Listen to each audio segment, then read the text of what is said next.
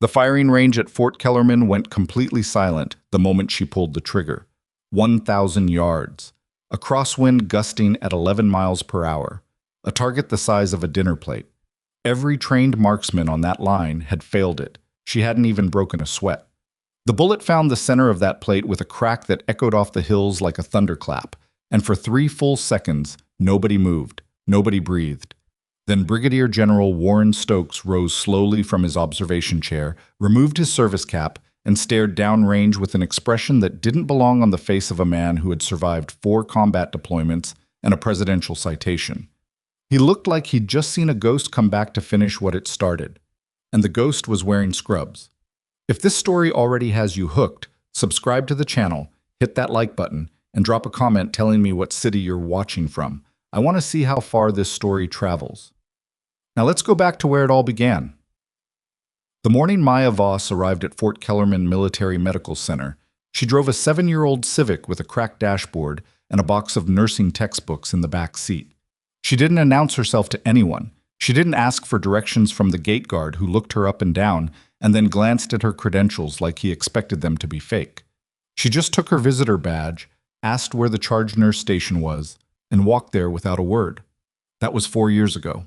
Since then, she had become the kind of person the hospital ran on, the one who stayed late without being asked, who showed up on holiday rotations when everyone else called in sick, who knew every patient's name and most of their family members' names by the second visit. The physicians liked her because she anticipated orders before they were written. The medics respected her because she didn't flinch during mass casualty drills when other nurses started counting exits. The administrators tolerated her because she filed her paperwork on time and never complained publicly, even when she had every reason to.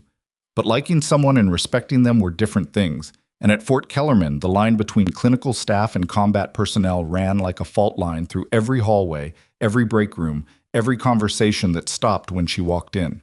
She was a nurse, not a soldier. And at a military installation where medals and deployment patches defined a person's worth, that distinction carried weight nobody bothered to hide. Captain Dillon Harte was the one who said it out loud. He was an orthopedic surgeon with 2 tours in theater and the kind of jawline that made nurses giggle in supply closets. He also had a habit of treating support staff the way some people treat furniture, useful when needed, invisible otherwise. Maya had worked alongside him for 3 years. In that time, she had corrected 2 of his medication conflicts, flagged a post-op infection before it became septic, and once talked a suicidal combat veteran back from a window ledge at 2 in the morning because the on-call psych team was 40 minutes out. Harte had never acknowledged any of it directly. What he had done 2 weeks ago in the middle of a packed nurses' station was gesture toward her while talking to a visiting Army logistics officer and say, with the particular casualness of someone who considered themselves above correction, "She's great with bedpans. That's what we need her for." The logistics officer had laughed. A couple of the newer nurses had looked at their shoes. Maya had finished labeling the blood draw she was working on, capped the vial, logged it, and left the room without responding. She didn't avoid confrontation because she was weak. She avoided it because she had learned, in a life she no longer talked about, that the people most eager to announce their power were usually the ones most afraid of discovering their limits. She picked her moments. The precision shooting evaluation had been scheduled for the last Saturday in October. Fort Kellerman hosted it every 18 months, a formalized qualification event that drew military personnel from across the region, with a panel of observers that occasionally included senior officers from adjacent installations. The 1,000-yard range was the centerpiece. 48 participants had registered. The scoring criteria were exacting: 3 rounds, scored on a composite of accuracy, time, and wind compensation. The top 3 finishers received recommendations for advanced marksmanship training at Bragg. Maya had no intention of participating. She had asked, almost offhandedly, if medical staff were permitted to observe. Range Safety Officer Sergeant First Class Brent Coyle had looked at her for a moment with the particular expression of someone who finds a question slightly amusing without wanting to admit it. "Sure," he'd said. "There's a spectator line on the north side. You can watch from there." "Thank you." "Bring earplugs." He'd handed her a set of foam disposables from the counter with a small smile that was 2 degrees away from condescending. Maya took them without comment and clipped them to her lanyard. She arrived early on the day of the evaluation because she always arrived early everywhere. The range was already buzzing with activity. Shooters confirming 0 at the 100-yard warm-up stations, NCOs moving clipboards, a weather crew tracking wind speed at the 500 and 1,000-yard markers. The air was cold and carried the smell of gun oil and dried grass. Maya found a position on the spectator line near the timing station where she had a direct sight line to the 1,000-yard berm. She watched the setup with the quiet attention of someone who had seen it before. Three men standing near the armory noticed her. She recognized two of them, Corporal Tate Greer, who had been a patient of hers after a training accident 6 months earlier, and Staff Sergeant Dan Morales, who worked vehicle ops and came into the clinic occasionally for a recurring knee issue. The third she didn't know. He was tall with a shaved head and a smirk built into the lines of his face like an architectural feature. Greer nudged Morales, said something. All three looked at her. The third man, she'd learn later his name was Sergeant First Class Vincent Parrish, raised his voice just enough to carry. "They letting the nursing staff do range qualification now?" Greer laughed. Morales at least had the decency to look somewhere else. Maya didn't turn her head. Parrish wasn't finished. He wandered a few steps closer and said, more directly, "Seriously, sweetheart, the viewing area's back further. This is where actual shooters stand." She looked at him then. Just looked. The kind of look that didn't ask permission or issue a response, just observed, cataloged, and moved on. After a moment, she turned back to the range. Parrish waited, apparently expecting something to fill the silence. When nothing did, he made a sound somewhere between a scoff and a chuckle and walked back toward his group. Maya made a note of where he'd be shooting from. Oh. The first round of qualifications began at 0900. The weather was within acceptable parameters. Wind at the 1,000-yard line holding between 8 and 12 miles per hour from the northwest. Temperature at 41 degrees. Humidity moderate. Good conditions for precision work, but not easy ones. The first 4 shooters were solid at 500 yards and creditable at 700. At 1,000 yards, they began to come apart. It was subtle at first, shots that grazed the scoring rings instead of landing in them, adjustments that overcorrected and sent rounds wide. By the time the third heat had finished, the composite scores were clustering around the mid-range, and the range observers were shaking their heads at each other with the particular resignation of men who expected this and had told someone so at least twice. The 1,000-yard target was the separator. It always had been. The distance was long enough that tiny errors in wind reading and breath control compounded into misses that looked almost random from the observer's position.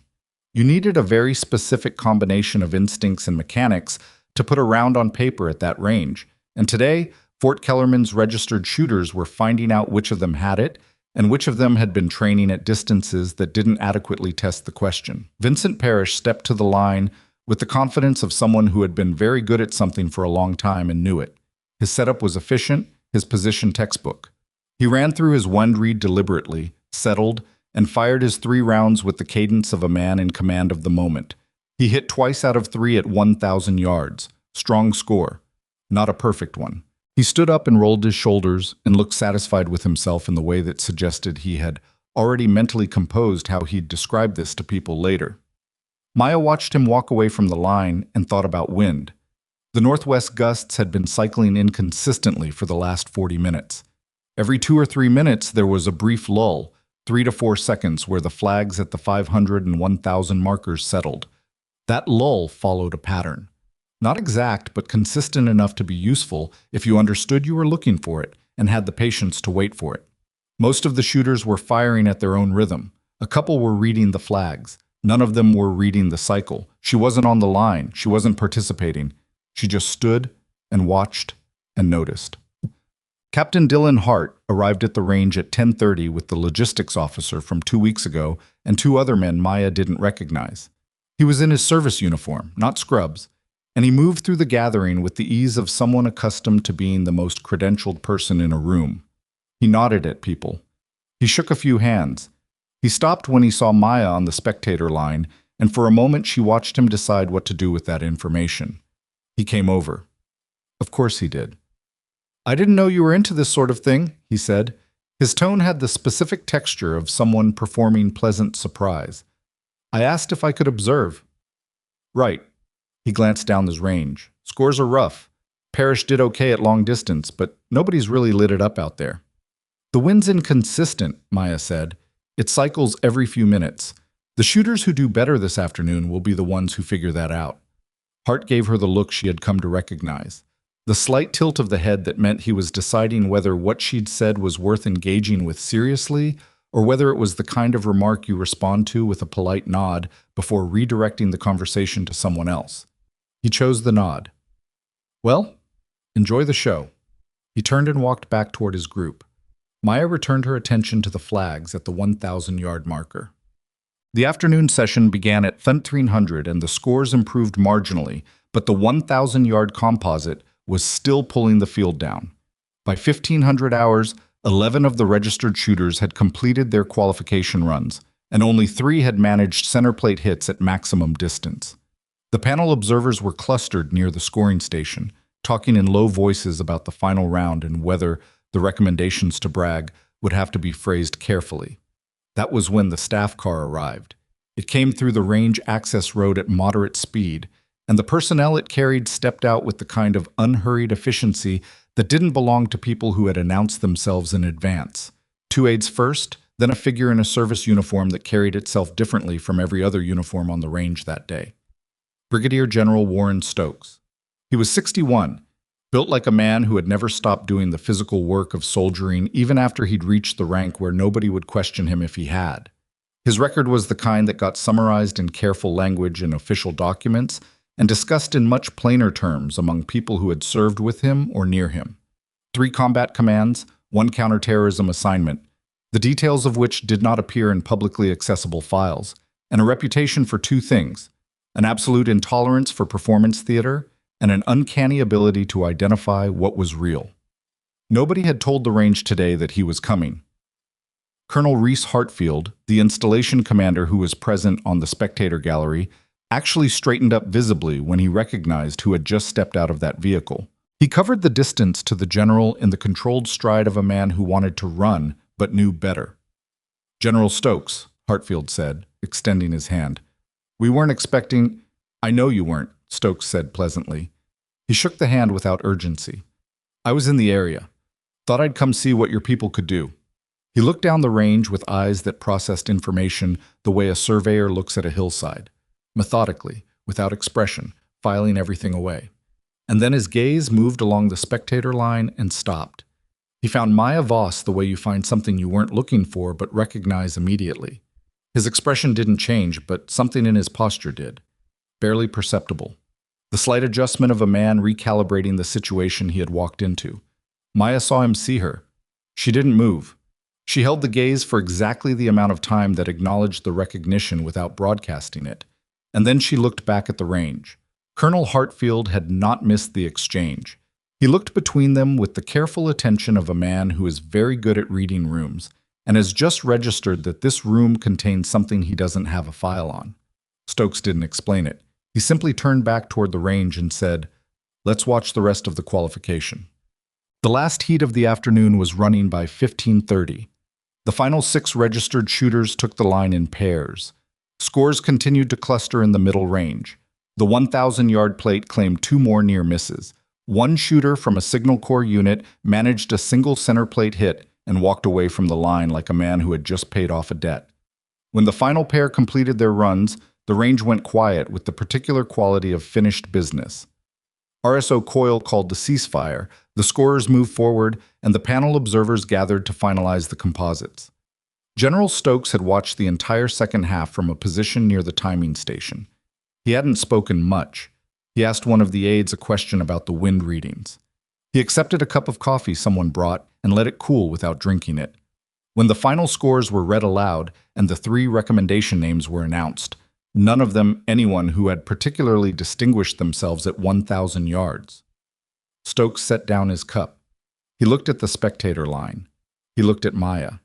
He turned to RSO Coyle and said, in the same even, unhurried voice he used for everything, "I want to see one more shot. Invite the woman on the spectator line to take a run at the long-distance target." Coyle stared at him.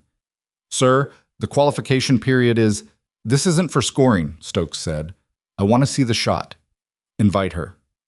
The silence that followed had a specific temperature.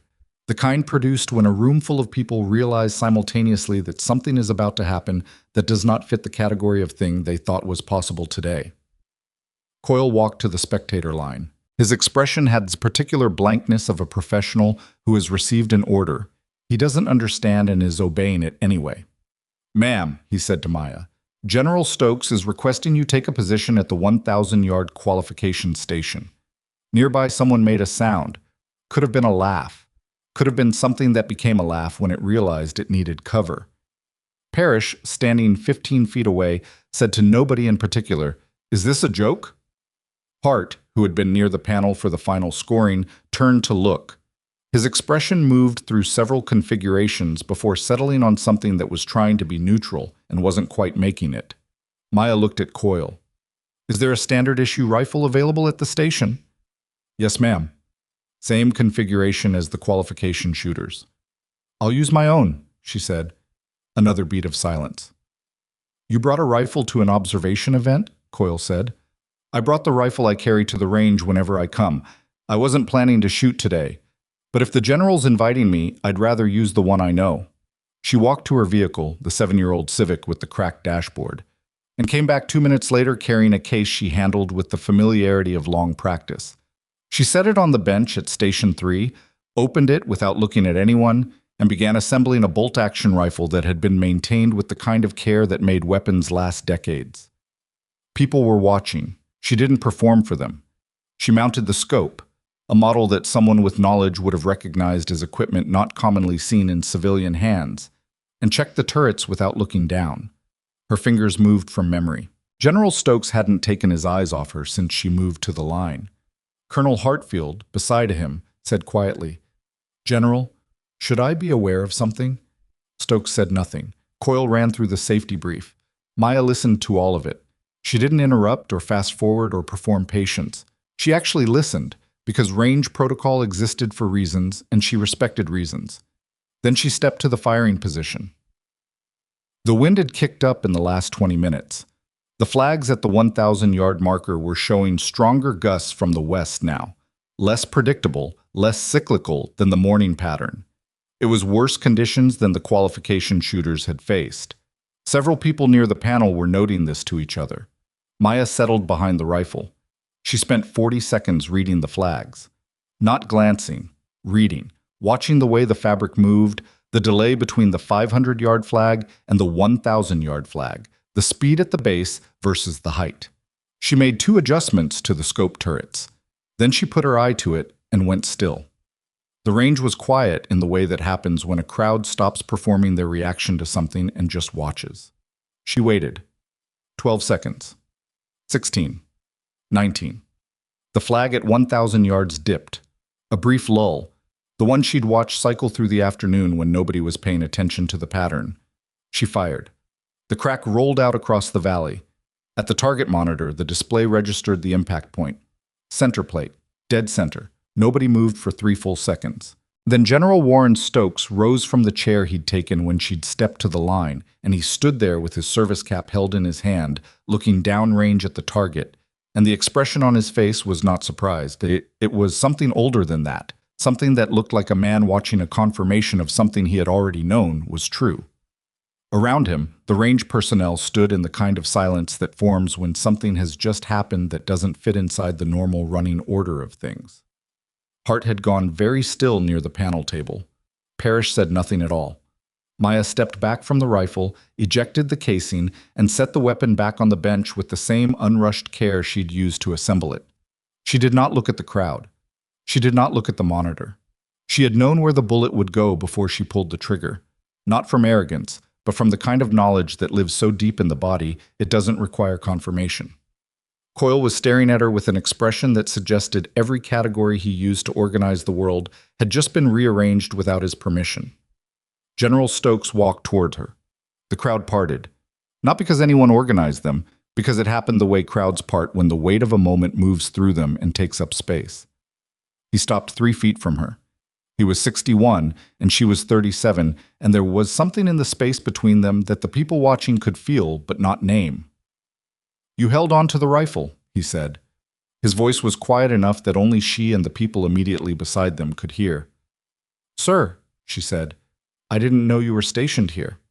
I'm not stationed anywhere, General. I work here. Something moved across his face. Not quite a smile. How long? 4 years. He looked at her for another moment. Then he turned to Colonel Hartfield, who was standing 3 feet to the right with the expression of a man rapidly updating a very large internal spreadsheet. Colonel, Stokes said, clear the range. I'd like a briefing area set up in the nearest available facility, and I'd like the personnel who ran this qualification and your senior medical staff in the room in 20 minutes. Hartfield's mouth opened and closed once. Then he said, Yes, sir. Stokes turned back to Maya. Get some coffee, he said. I'll need you in that room. He walked toward the administrative building without waiting for a response. Maya stood at the firing line for a moment. Around her, the range was already beginning to mobilize in response to the general's instructions. She could hear Hartfield issuing orders. She could see Coyle on a radio. She could see Hart turning away from the panel table with his jaw set in the particular configuration of a man who has just understood that he has severely miscalculated something but hasn't yet processed exactly what. She picked up her rifle case. She walked toward her vehicle to lock it away. Parrish was near the armory when she passed him. He didn't say anything. He looked at the ground with the expression of a man who had run out of words and was just beginning to understand that he had used them all wrong. Maya didn't spare him more than a glance. There was a meeting to get to, and General Warren Stokes was not someone who waited. She didn't know yet. Not completely, not in the way she'd understand it by the end of the following week.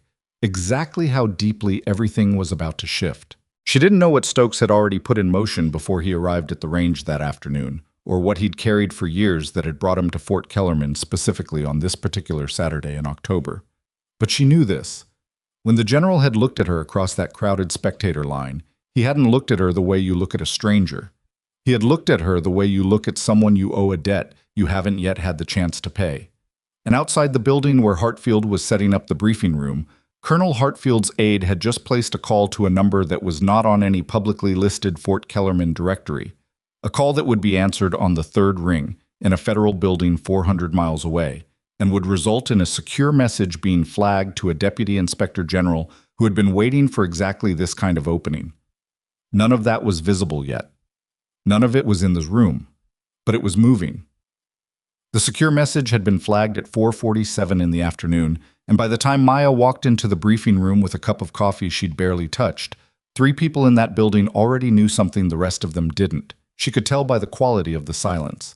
The room was a standard administrative conference space, drop ceiling, fluorescent lights, a rectangular table with chairs that had been positioned quickly and still sat slightly crooked. Hartfield was at one end with 2 of his staff officers. RSO Coyle was against the wall with his clipboard and the look of a man trying to decide if he was in trouble. Captain Dillon Harte had come in at some point, and he'd taken a seat toward the back in a way that was trying to appear casual and wasn't. 3 other senior NCOs from the qualification event completed the room. General Stokes was at the head of the table with both hands flat on its surface, not looking at anything in particular. His aide stood behind him. Maya took a seat along the side wall rather than at the table. Not from deference. She simply had no stake in the table's hierarchy, and a wall seat gave her a sightline to the room.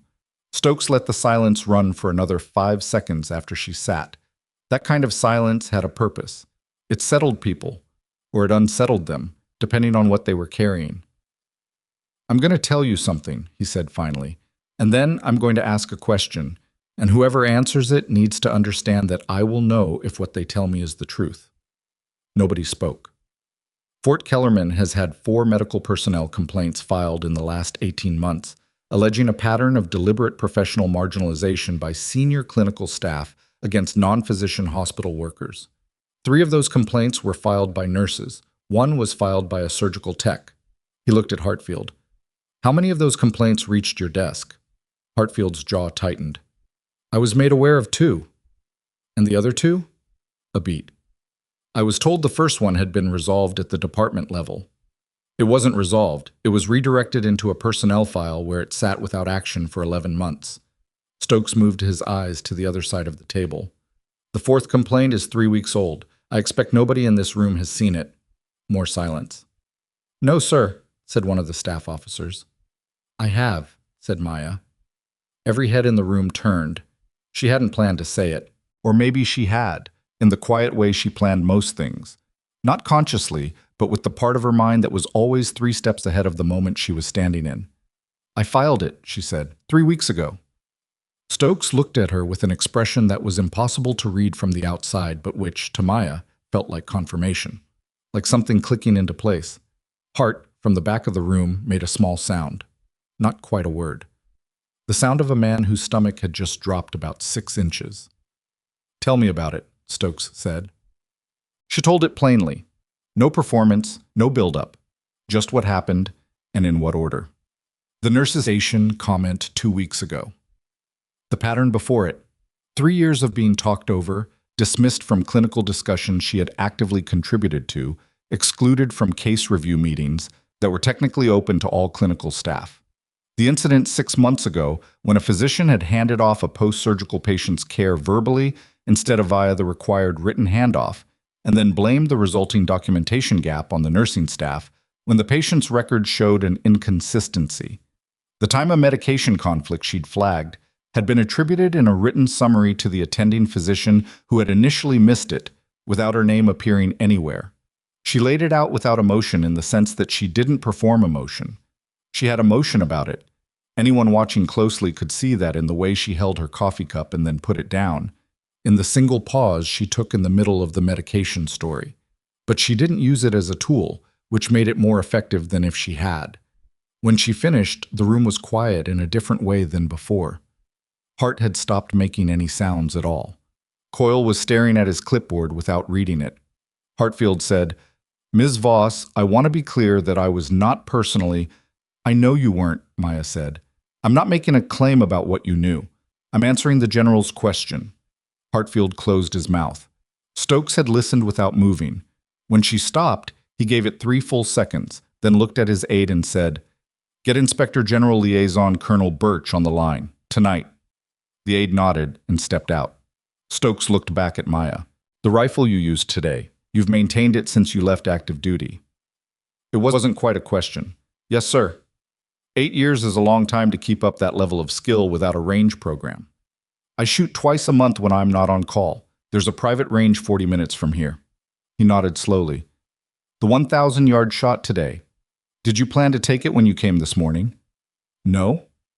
"Did you know I was going to be here?" "No." "Did you recognize me when I arrived?" "Yes." There was a moment between them, brief, loaded, understood only partially by the people watching, and then Stokes looked at Hartfield. "I want this facility's HR records for the past 3 years on my desk, digitally, by 0800 Monday.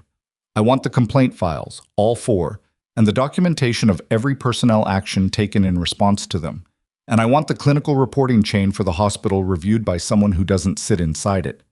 Hartfield said, "Yes, sir," in the voice of a man who has understood that the next several weeks of his professional life are going to be deeply uncomfortable. The meeting ended 19 minutes after it started. People filed out with the specific body language of people who need to talk to each other privately as soon as possible. Coyle left fast. The staff officers left with Hartfield. Harte left without looking at Maya, which was its own kind of answer to a question she hadn't asked aloud. Stokes stayed when the others left. His aide was back in the hallway. It was just the 2 of them in the room, with its crooked chairs and the fluorescent light that had been buzzing slightly off-pitch since Maya sat down. "How long did you know you were going to be passed over for the clinical review committee?" he asked. Maya looked at him. "About 6 months after I submitted the application." "You submitted twice." "3 times. He looked at the table, not with shame, with the expression of a man confronting a fact about a system he was part of and reckoning with it in real time. "You should have called me," he said. "I didn't think that was appropriate. You saved 11 lives on Operation Darrow Pass. You are entitled to call me." "With respect, sir, that's not the relationship I want." She paused. "I left that world because I wanted to be a nurse. Not because I wanted to be a nurse who had a general in her contacts list she could call when things got difficult." He was quiet for a moment. "That's the same thing you said when you submitted your separation papers," he said. "Because it was true then too." He stood, picked up his cap. "The complaint you filed 3 weeks ago is going to open something bigger than you intended," he said. I want you to know that going in. What I saw today, and what I've been looking at in this installation's HR records for the past 6 weeks, it's not isolated to one physician's behavior. There's a structural problem here. Your complaint is going to be the document that starts the formal inquiry. Maya processed that. I didn't file it to start an inquiry. I know why you filed it. That doesn't change what it's going to do. He looked at her directly. Are you prepared for that? She thought about it honestly, because that was the only kind of thinking she did. I'll have to be, she said. He nodded once, put his cap on, and walked out. Maya sat alone in the conference room for 2 minutes before she picked up her cold coffee, stood, and went back to work. The following Monday arrived with the specific quality. Mondays have, when something important happened on Saturday, and everyone has had the weekend to develop their private reactions to it, without being able to do anything about it yet. Fort Kellerman's hospital wing operated on a 7-day cycle, and Maya's Tuesday through Saturday rotation meant she was off Monday. She spent the morning at the private range 40 minutes away, running drills she had been running for 8 years. Not because she needed to prove anything now. She had done that, to the wrong audience and for the wrong reasons, and it sat slightly sideways in her chest if she thought about it too much. But the drills were the drills, and they anchored her in the same way that the nursing work anchored her, by requiring full presence and leaving no room for the noise that otherwise built up in the spaces between tasks. She got home at noon. There was a message on her phone from a number she recognized as the Fort Kellerman legal office. She called it back. A paralegal named Winters answered and asked if she could come in for a preliminary interview with the Inspector General's liaison at 1400 that afternoon. The inquiry, Winters explained in careful, neutral language, had been formally opened that morning. Maya said she'd be there. She drove back to the installation in the same Civic, changed into a clean set of clothes in the car because she hadn't thought to pack a change at home, and walked into the legal office at 3356. Colonel Birch was a small woman with silver hair cut close to her head and reading glasses on a beaded chain around her neck. She had a yellow legal pad and a recording device on the desk in front of her, and the particular quality of stillness that comes from many years of listening to people tell difficult stories and learning to not fill their silences prematurely. They sat in a small office on the second floor. Through the window, Maya could see the edge of the hospital wing roof. I want to be clear about something before we start, Birch said. This inquiry is broader than your specific complaint. Your complaint is the document that allowed us to formalize what we were already looking at. I tell you that because I want you to understand that what you share in this room will be used as part of a record, and that record extends beyond your individual case. I understand, Maya said. Tell me about your first year at this installation. The interview lasted 2 hours and 40 minutes. Birch asked clean, specific questions and wrote the answers in a handwriting that was too small to read from across the desk. She didn't react to anything Maya said with visible emotion, which was exactly what Maya needed from the process. Not validation, but rigorous attention. When they finished, Birch capped her pen and said, I'm going to tell you something that is technically outside what I'm supposed to share at this stage of the process. I'm telling you because I think you've earned it, and because I think you need to understand the scope of what you walked into on Saturday. Maya waited. What you described regarding this medication documentation, the case where your flag was attributed to the attending physician, that specific pattern appears in 2 other nurses' testimonies from the past 2 years. It's consistent enough that we're looking at it as a possible deliberate practice rather than individual error. Maya was quiet for a moment. I thought it might be. Did you have documentation beyond what you filed? Some. Personal logs. I kept notes after the second time it happened because I thought I might need them eventually. Birch's expression did not change, but she picked up her pen. I would like to see those logs. I'll bring them tomorrow, Maya said. She left the building at 1642. The parking lot was half empty. The afternoon light was doing something flat and gray across the asphalt that made everything look slightly underexposed. Her phone buzzed. It was a text from a number she didn't have saved. The message was 4 words long. Step back from this. She stood in this parking lot and read it twice. Then she took a screenshot, sent it to Birch's office number, and drove home. The next 72 hours had the quality of a pressure system building. Maya could feel it the way some people feel weather. not as a fact they can verify, but as a certainty that sits in the body before the evidence arrives. She worked her regular shifts Tuesday and Wednesday. The hospital was technically unchanged, the same corridors, the same patient census, the same rhythms of morning rounds and afternoon discharges, and the grinding gear change of night shift handoff. But the texture of the place had shifted. People looked at her differently. Not everyone. Most of her nursing colleagues had no idea what had happened at the range Saturday or what had followed. But certain people knew, and their knowledge changed the way they occupied space around her. Harte was the most obvious. He had not spoken to her directly since the briefing room Saturday. In the past, he had managed his dismissiveness with at least the surface of professionalism. The nods, the occasional clipped exchange over a patient chart. Now he simply didn't exist in rooms where she was. She walked into the post-op bay Tuesday morning, and he found a reason to leave within 90 seconds. She understood what that meant. He was either being advised by someone to limit his exposure, or he had decided on that strategy himself. Either way, it told her something about his awareness of his own position. On Wednesday afternoon, the charge nurse, a woman named Ellen Trask, who had been at Fort Kellerman for 9 years and was the closest thing Maya had to a friend in the building, pulled her into the break room between rounds. "What's happening?" Trask said. She was holding a coffee mug in both hands, and her expression was the specific combination of worried and determined that Maya had seen before in people who were trying to decide which side of something to stand on. "An inquiry opened Monday," Maya said. "About Harte?" "About the department structure, mostly. Harte's part of it." Trask stared at her. "Maya, do you understand what... There are people here who are going to be very angry about this." "I know." "No, I mean..." She stopped, set down the mug, started again. "Someone left a note on my locker this morning. It said I should think carefully about who I associate with.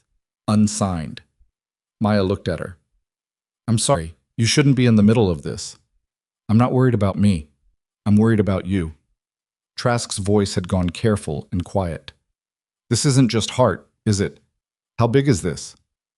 "I don't know the full shape of it yet," Maya said. That was true. She had pieces, but the inquiry was still early, and Birch played everything tight. "What I know is that I told the truth. The rest isn't mine to control." Trask was quiet for a moment. "The note on my locker," she said. "I should probably report that." "Yes," Maya said. "You should. To Colonel Birch's office, not to the department head." Trask nodded slowly. "Okay," she said. "Okay." She picked up her mug. "I'm still working Thursday, in case you were wondering if I was going to disappear on you." "I wasn't wondering," Maya said, but she was glad to hear it. Pasum. Thursday brought two things Maya had not anticipated. The first was a patient. His name was Corporal Andrew Feltz, 23 years old, in the hospital for a post-surgical follow-up on a knee reconstruction from a training fall. He was uncomplicated in the medical sense. The follow-up was routine, the healing was on track, but he had the quality of someone carrying something heavier than his chart showed, and Maya noticed because she always noticed. She was doing his wound check when he said, without much build-up, "My sergeant told me not to talk to you." She kept her hands where they were and didn't change her expression. "Sergeant Parrish?" "Yes, ma'am." "When did he tell you that?" "Yesterday. He didn't say why. Just said to keep my interactions professional and not engage in conversations outside direct care." Maya absorbed that. "Did he talk to other people in your unit?" "I think so. I don't know how many." Feltz looked uncomfortable in the way of a young man who has been given an order that sits wrong with him but doesn't know yet what to do with that. "I don't think it's right, just so you know." "What happened Saturday? Everyone I've talked to thinks it was..." "You don't need to tell me what people think," Maya said, not unkindly. "I appreciate it, but focus on your recovery. That's what matters right now." She finished the wound check. The knee was healing well. She logged the assessment and moved to the next room. In the hallway, she stopped and wrote a note in her personal log about what Feltz had said, including the approximate time and the words he'd used. She had been keeping the personal log for 3 years. It had 340 pages. She was going to need them. The second thing that happened Thursday was a phone call at 18:20 when she was in the parking garage heading to her car after the end of shift. It was Birch's direct line, which surprised her. The colonel had conducted all previous communication through the paralegal or through formal written requests. "I have a development," Birch said. "I'm not going to give you details over the phone, but I want you in this office tomorrow morning at 0730. Bring those personal logs." "All 3 years?" "All 3 years." Maya unlocked her car. "Can you tell me generally what direction this is moving?" A pause on the other end. Birch was not a woman who paused often. "The medication documentation pattern we identified. A second review team has found something in the pharmacy records that may change the nature of what we're looking at." The parking garage was quiet around her. Someone's car started 2 levels up, and the sound of it echoed down through the concrete. "All right," Maya said. "Be careful going home," Birch said. An odd thing for a colonel with a legal pad and a recording device to say, but Maya heard it for what it was and did not take it lightly. She checked her mirrors twice pulling out of the garage. The drive home was 22 minutes through residential streets that were quiet and well lit and should have felt ordinary. But 3 blocks from her apartment building, she noticed a dark sedan that had been 3 cars behind her since the gate. She turned left instead of right at the intersection. The sedan turned with her. She drove an additional 6 blocks, made 2 more turns she didn't need to make, and pulled into the lit parking lot of an open convenience store. The sedan drove past without slowing. She sat in the lot for 90 seconds, watching the street. Nothing came back. She made a note of the make, the color, the partial plate, and the time. Then she drove home and spent 20 minutes making sure the personal logs were in the correct order to bring to Birch in the morning. At some point she made dinner. At some point she sat down. At 21:40, her phone buzzed with a text from a Fort Kellerman internal number she recognized as the hospital administrative office. The message was professional in tone and clinical in language, and it informed her that effective the following Monday, her schedule assignment was under review due to a staffing restructuring, and she should consider her Thursday through Saturday shifts suspended pending administrative resolution. She read it twice.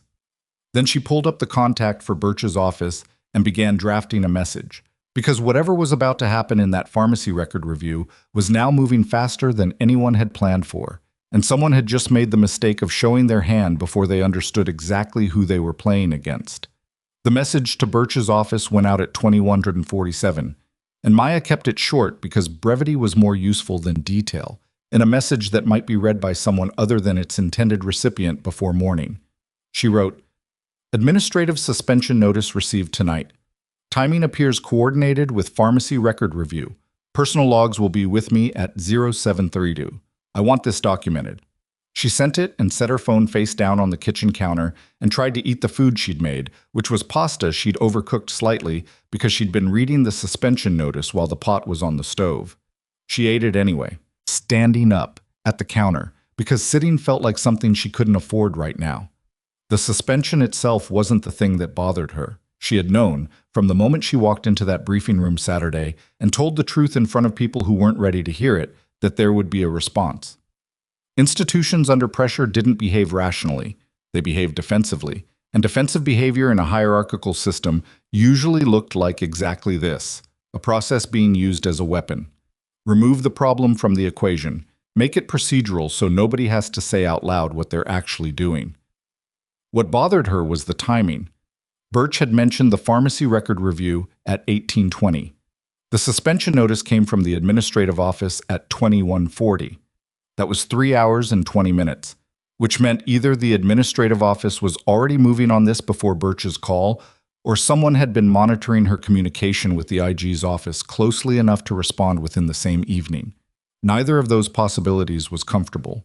She rinsed the bowl, went to bed at 22:30 because she needed to be functional at 0730, and there was nothing else she could do tonight that would change what Friday was going to be. She slept 4 hours. Woke at 0230 and lay still for 40 minutes running the pharmacy timeline through her head. She had 3 years of personal logs, 340 pages, cross-referenced against her own memory. She knew which entries were the ones that mattered. She knew which dates aligned with which incidents, and she knew that at least 3 of those dates corresponded to patient outcomes that hadn't looked suspicious in isolation, but would look very different if the pharmacy records showed what she was starting to think they might. At 0400, she got up, made coffee, organized the logs into a sequence that would be useful to someone conducting a formal review. She worked for 2 hours at her kitchen table with the logs spread around her, and at some point the sun came up, and at 0655 she loaded everything into a canvas bag and drove back to the installation. Birch was already in her office when Maya arrived. The yellow legal pad was on the desk, and the recording device was on, and there were two other people in the room Maya hadn't met before. A woman in Army service uniform with a major's insignia and a civilian man in a gray blazer who introduced himself only as Reyes and whose exact role Birch did not explain. "Sit down," Birch said. "We don't have a lot of time." Maya sat, put the canvas bag on the floor beside her. "The pharmacy review came back at 0200, Birch said. "I've been here since 0230. What we found is more significant than we anticipated, and it changes the urgency of this process." She paused in the way she paused before statements that required precision. "Over a period of approximately 26 months, there are discrepancies in the controlled substance log for the surgical recovery unit that correspond to dates when specific attending physicians were on rotation. The discrepancies are not large in isolation. Cumulatively, they suggest a systematic documentation pattern. Quantities are recorded as administered that are inconsistent with patient charts. In some cases, patients who were discharged or transferred before the logged administration time." Maya sat still and listened to all of it. "That is a serious allegation to be building toward," she said when Birch stopped. "It is not an allegation yet. It is a pattern in the records. We need context to establish what the pattern means, and some of that context may be in your logs." Maya reached into the canvas bag. "Tell me the date range you need first." They spent the next 90 minutes going through the logs methodically. Reyes asked questions in clean, specific sentences that confirmed he knew exactly what he was looking for. The major took notes. Birch cross-referenced dates on a tablet. Maya answered everything directly and flagged 3 entries proactively that she thought might be relevant before they reached them. At 091 and scene, Reyes put his pen down and looked at Birch. 3 of her flagged dates matched the pharmacy discrepancy window within a 72-hour overlap, he said. Birch looked at Maya. "The medication conflict you flagged that was attributed to the attending in the written summary. Do you remember which patient that was?" "Sergeant Marcus Webb, post-abdominal surgery, November of last year." "Do you remember the specific medication?" "The attending had ordered a dosage of hydromorphone that conflicted with the patient's charted kidney function. I caught it during a chart review.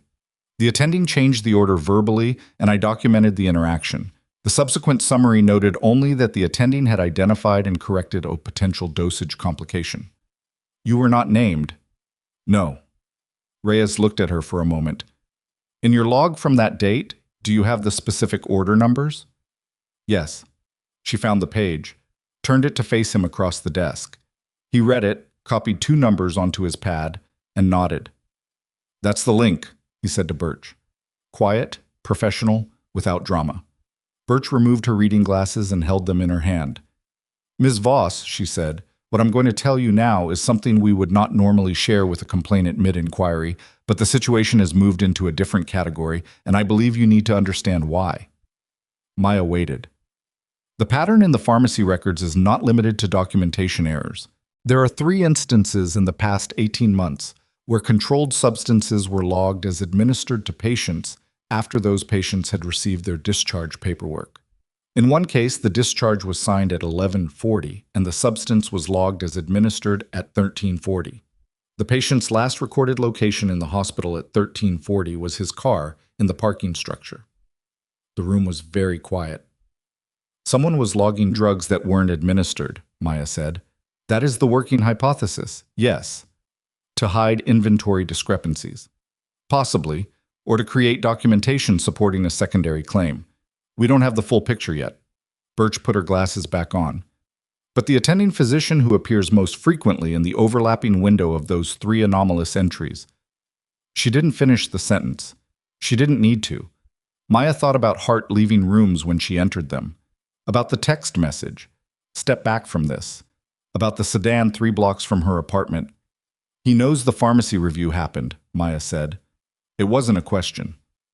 "We have to assume he's been informed," Birch said. "Possibly before we were." Us. The morning broke into logistics. Birch needed the logs formally entered into evidence, which required a chain of custody process that took an additional 40 minutes. The major left the room twice to make calls she made quietly in the hallway. Reyes produced a form that required Maya's signature in 4 places, and she read all 4 sections before signing any of them, which earned her a glance from him that she thought was something close to professional respect. At 10:45, Birch's desk phone rang. She answered it with 2 words and then listened for 90 seconds without speaking. Her expression did not change in any dramatic way, but something around her jaw tightened.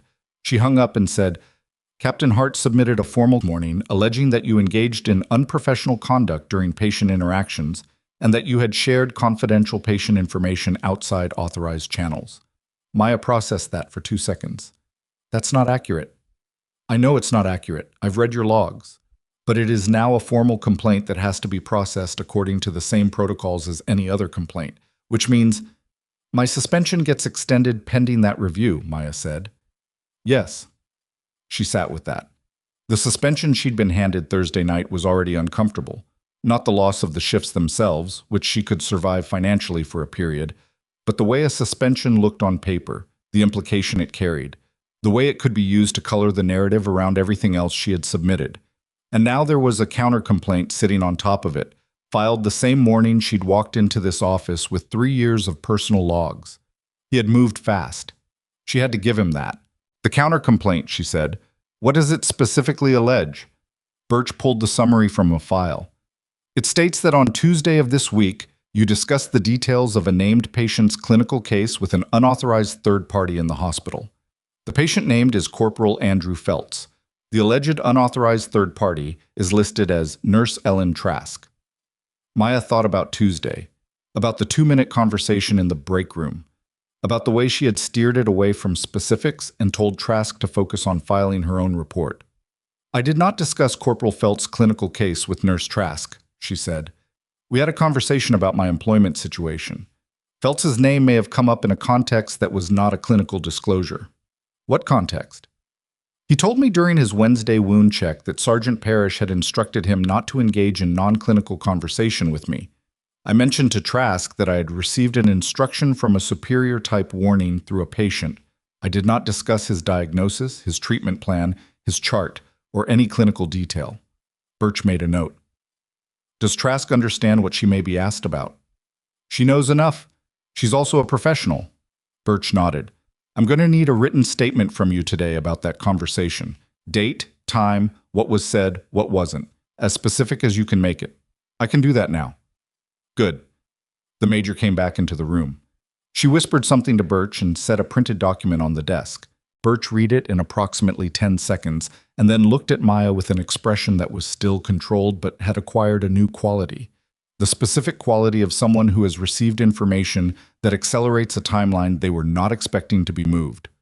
"General Stokes has requested a formal status briefing from this office this afternoon," she said. "He also requested that you be present." Maya thought about Saturday, about the way Stokes had looked at her across that crowd, about his voice saying you held on to the rifle like it meant something beyond the literal. "What time?" she said. 1400. She looked at her watch. "Then I have time to write the statement." Oh. She wrote the statement in a borrowed office on the 2nd floor with the door closed. The room belonged to someone who wasn't there. A placard on the desk said Captain R. Moreno, and there was a framed photograph of 2 children on the windowsill and a half-dead plant in the corner that someone kept trying to save. Maya wrote for 40 minutes. She was thorough and specific, and she used the same flat, factual language in which she had kept the personal logs, because this was not the kind of document that benefited from nuance. When she finished, she read it back once for errors and then went downstairs. The hospital wing was visible from the legal office parking lot, and she stood outside for a few minutes in the thin October air and looked at it. She had worked in that building for 4 years. She knew its rhythms the way you know a building you've spent hundreds of quiet hours inside, the way the automatic door at the west entrance hesitated slightly before opening, the particular echo the call system made in the post-op bay at night, the smell of the 2nd floor break room at EO 700 when someone had started the coffee but hadn't cleaned the machine recently. She thought about Feltz's knee, healing correctly, and the 2 other patients she had currently on her active monitoring list who had nobody to cross-reference their post-discharge plans if she wasn't there to do it. She thought about Trask, who had found a note on her locker and had chosen to stay anyway. She went back inside. The Form 100 briefing was not what she expected. She had expected Stokes, Birch, the Major, Reyes. What she walked into was a conference room with those 4 and 3 additional people she hadn't seen before. 2 in uniform, ranks she registered without advertising that she'd registered them, and 1 in civilian clothes who had the bearing of federal law enforcement and the kind of careful stillness that people in that field either developed or washed out. Hartfield was not in the room. She noted that immediately in what it told her. Stokes was at the head of the table again. He looked like a man who had been awake since before Year 200 and had not let it affect his posture. "Sit down, Miss Voss," he said. She sat. "I'm going to brief you on the current status," he said, "because as of this morning, you are both a witness and a target of a countermeasure, and you need to have enough of the picture to protect yourself appropriately. Some of what I'm about to say is being shared with you under the framework of this inquiry and cannot be discussed outside this room without authorization. Do you understand that?" "Yes, sir." "Good." He folded his hands on the table. "The pharmacy record discrepancy has been confirmed as intentional. This is no longer a working hypothesis. The controlled substance documentation falsification spans 26 months, involves a minimum of 47 entries, and based on the cross-reference with your personal logs and 2 other sources we've been developing separately, there is probable cause to believe the primary actor is Captain Dillon Harte. There may be a secondary actor in the pharmacy management chain. That part of the investigation is ongoing." Maya kept her expression level. She had been fairly certain since 091T that morning, but hearing it stated as a confirmed finding by a brigadier general in a room full of federal-adjacent personnel was a different thing from the quiet certainty she'd been carrying. "The counter-complaint he filed this morning," she said, "is being treated as potential witness intimidation," Stokes said, "which elevates the nature of this inquiry. The CID team to my left," he gestured to the 2 in uniform, "took over from the IG office at 11:30. This is now a criminal investigation." The room had the quality of a room in which everyone understands the weight of what has been said and nobody needs it underlined. "The administrative suspension," the civilian to Stokes's right said. He had a flat, careful voice. "Who authorized it?" "It came from the hospital administrative office," Maya said. "I don't know who initiated the request. Do you have the text of the notification?" She took out her phone and pulled up the message. He photographed it with his own phone. She did not ask him his name or his agency affiliation because it wasn't her place to ask, and because the answer would reach her eventually through appropriate channels. "The sedan from Thursday night," Birch said. "Your log note. Partial plate, dark blue, turned north on Callaway. I can give you the full note." The CID agent on Birch's left, a woman with a sergeant major's bearing who had not yet spoken, opened a folder and slid a sheet across the table to Maya. "Can you put the partial plate here?" Maya wrote it, slid it back. "We'll run it," the woman said. First words she'd said. Maya thought she was probably the most competent person in the room, including herself, and she had a decent opinion of herself. Well, the briefing ran until 1620. By the end of it, Maya had given 4 separate statements to 4 different people, 2 of them on record, one of them under a formal CID evidentiary protocol she had not been through since she left active duty, and which was simultaneously more familiar and more strange than she had expected. When the room cleared, Stokes stayed. Again. The 2 of them in the room with different furniture this time, but the same quality of leftover silence. "Harte filed the counter-complaint through the department head," Stokes said, "which means either the department head is involved or he was used as a conduit without understanding what he was transmitting." "Who's the department head right now?" "Colonel James Pryor, Hartfield's direct subordinate." "I've had limited interaction with Pryor," Maya said carefully. "He signed the suspension notice," Stokes said. "Whether that was him acting on instruction or acting under pressure from Harte, we don't know yet. But his signature is on it, which means he's part of the chain regardless of his intent." Maya thought about this. That's 2 levels of command structure involved. At minimum. She sat with that for a moment. The room was cooling as the afternoon moved on. Outside the window, she could see the administration building's main entrance, and a group of personnel crossing the parking area in the direction of the hospital wing, ordinary movement on an ordinary Friday. The installation going about its business, while a significant portion of its command structure was in the process of being dismantled. The nurses who filed the earlier complaints, she said, are they being contacted? We have one already. The second we're working on locating. She transferred to Fort Harwick 18 months ago. The third left the military altogether. Her name was Lena Rafferty, Maya said. She was a surgical nurse. She left because the complaint process broke her. She spent 8 months watching it go nowhere and then she left. Stokes looked at her. You knew her. We worked together. She was better than almost anyone else in that ward. She should still be there. Maya paused. When you find her, she deserves to know that what she experienced was real, not in a formal notification way, in a human way. He nodded once. I'll make sure of it. Thank you. She stood, picked up the empty canvas bag. The logs were in evidence now, all 340 pages, entered and signed for, part of a record that would exist independently of her. She was on her way to the door when Stokes said, "The rifle qualification on Saturday. You could have told Coyle who you were. You could have asked to participate instead of observe." She stopped. Yes. Why didn't you? She thought about it honestly, because he was asking honestly. Because I wanted to be a nurse who came to watch a qualification event, she said. That's the person I decided to be, not the other one. Both of those people exist. I know. She looked at the window for a moment. That's the part I'm still working out. She left the building at 16:37, and behind her the CID team was pulling Harte's personnel file and the pharmacy chain of custody records. And in a federal building 400 miles away, the secure message from 11 days ago was being attached to a file that was now being elevated from monitoring status to active investigation. The sedans in her rearview mirror on the drive home were ordinary, but at 18:59. As she was making dinner she would actually eat this time, her phone rang with a Fort Kellerman number she didn't recognize, and when she answered it, the voice on the other end was not the measured professional tone of an investigator or a paralegal. It was Ellen Trask, and she was calling from the hospital wing, and her voice had the particular texture of controlled fear, someone who had learned how to not completely panic and was using every bit of that skill right now. "Maya," she said, "you need to come in, right now." "What happened?" "Corporal Feltz, he coded 20 minutes ago." A pause in which Maya could hear the ambient sound of a medical unit at elevated activity, the movement of people, the percussion of equipment. They're working him. But Maya, his chart shows a hydromorphone administration at 16:20 today. I pulled the original order. Her voice dropped lower.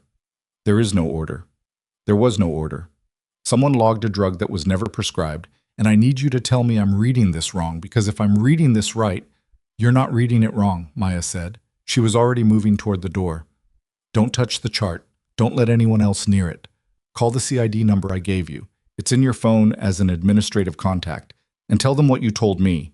Exactly what you told me." "Maya, Trask, listen to me. Is Feltz still being worked?" "Yes." "Then focus on that. The chart is evidence. Your job is to make sure he survives long enough for it to matter." She had her keys. She had her jacket. She was in the stairwell. "I'm 12 minutes out." She was in her car in 40 seconds, and the Civic's engine turned over on the first try for once, and she pulled out of her parking lot going faster than she normally allowed herself to drive, because Andrew Feltz was 23 years old with a healing knee, and somebody had just used a controlled substance log entry as a weapon. And whether that was a warning or something much worse, she was going to be in that building before anyone had time to decide. She made it in 11 minutes. The hospital wing's west entrance did its usual hesitation before sliding open, and Maya was through it before it finished the motion, badge already in her hand, because the after-hours access reader on the west side was slower than the east, and she knew every inefficiency in this building, the way you know the layout of a place you've navigated in the dark. The post-op bay was on the second floor. She took the stairs. She heard it before she saw it. The compressed, purposeful sound of a resuscitation in progress, equipment and voices, and the specific rhythm of organized urgency that medical personnel develop to keep their hands steady when everything else is in motion. The bay doors were open. 3 nurses and a physician she recognized as Dr. Carla Nwosu, the on-call internist, were working Feltz with the focused economy of people who have done this before and know exactly how little time they have. Trask was at the nurses' station outside the bay, and she had done exactly what Maya told her. She had not touched the chart, had physically positioned herself beside the computer terminal where it was pulled up, and was standing there with the expression of someone guarding something they don't fully understand the significance of, but have been told is important. "They've got a pulse," Trask said, low and fast. "Came back 4 minutes ago. Nwosu thinks it's opiate-related. His oxygen saturation dropped to 61 before they got him back." "Naloxone?" "2 doses. It worked." Maya looked at the chart on the screen. The hydromorphone entry was exactly where Trask had described it.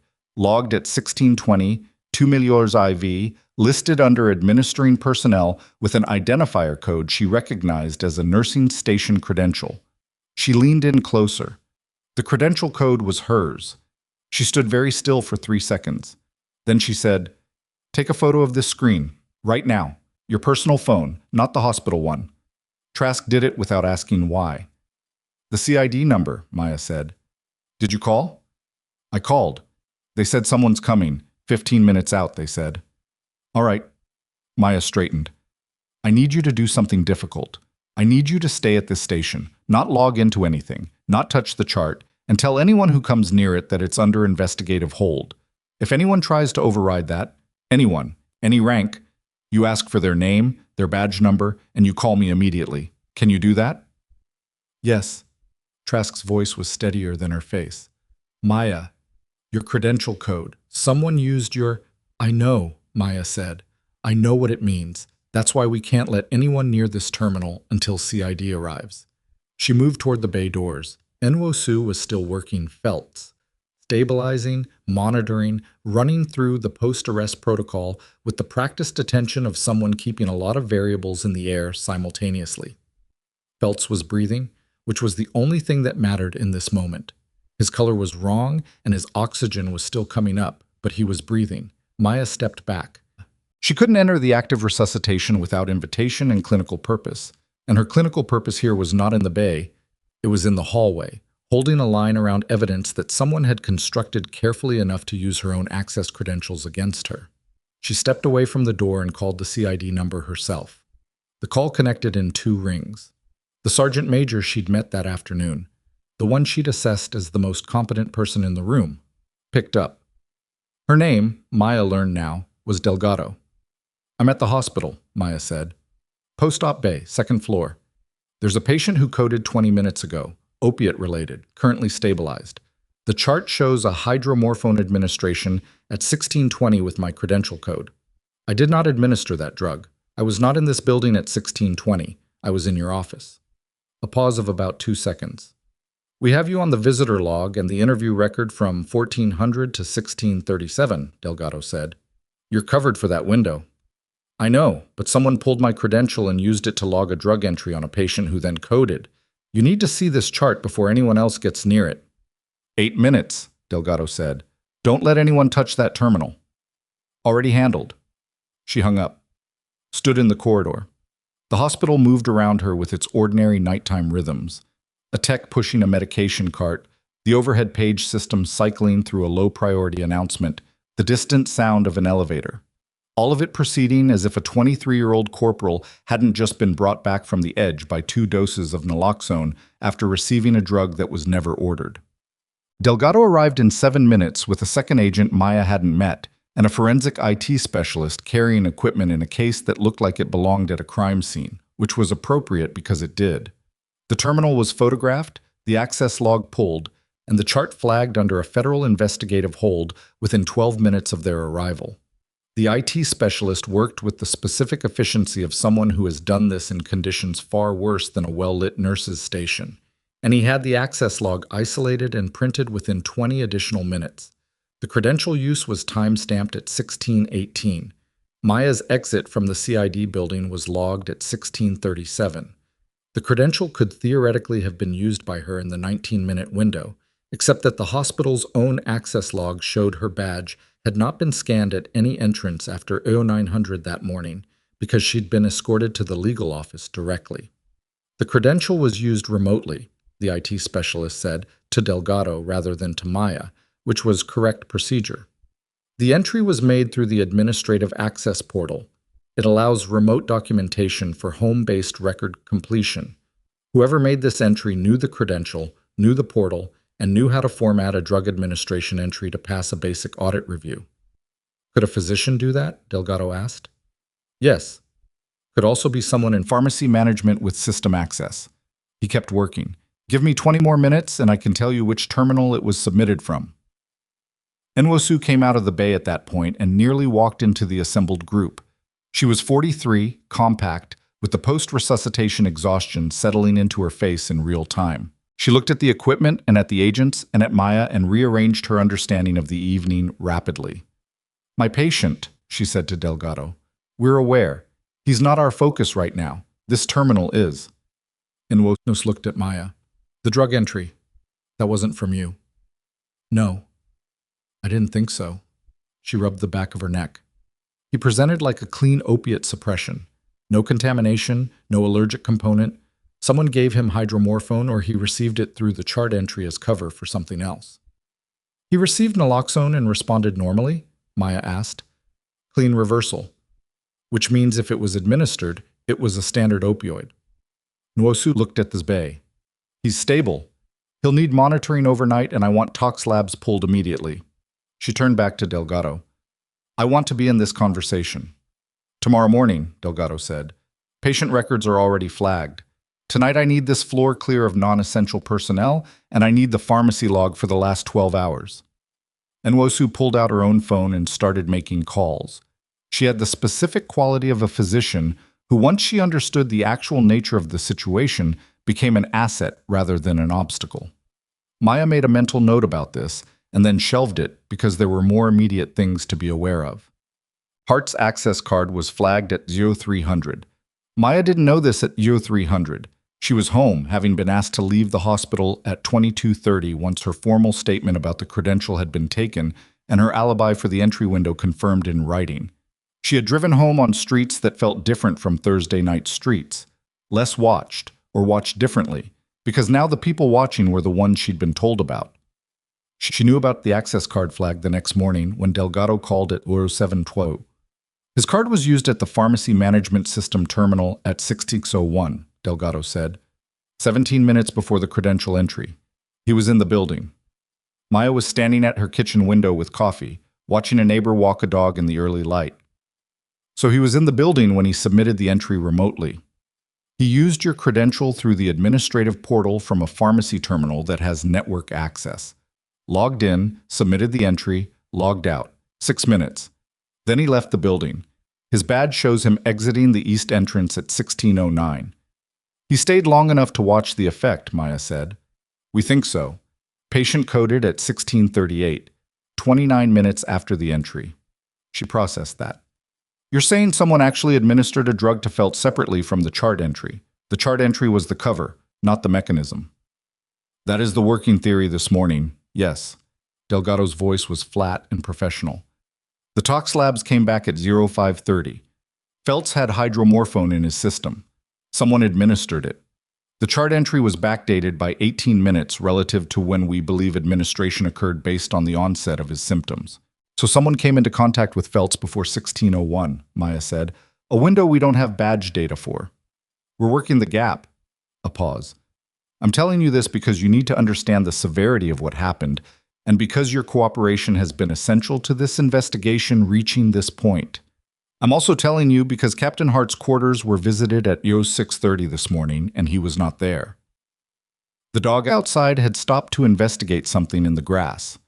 The neighbor waited with the patient resignation of someone who had learned that this was how mornings went. He's gone, Maya said. He was gone before we moved on his quarters.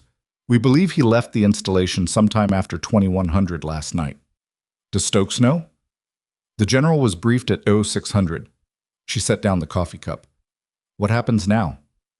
Now it becomes a fugitive matter, and it moves faster. The CID arrest warrant was issued at 0645 this morning.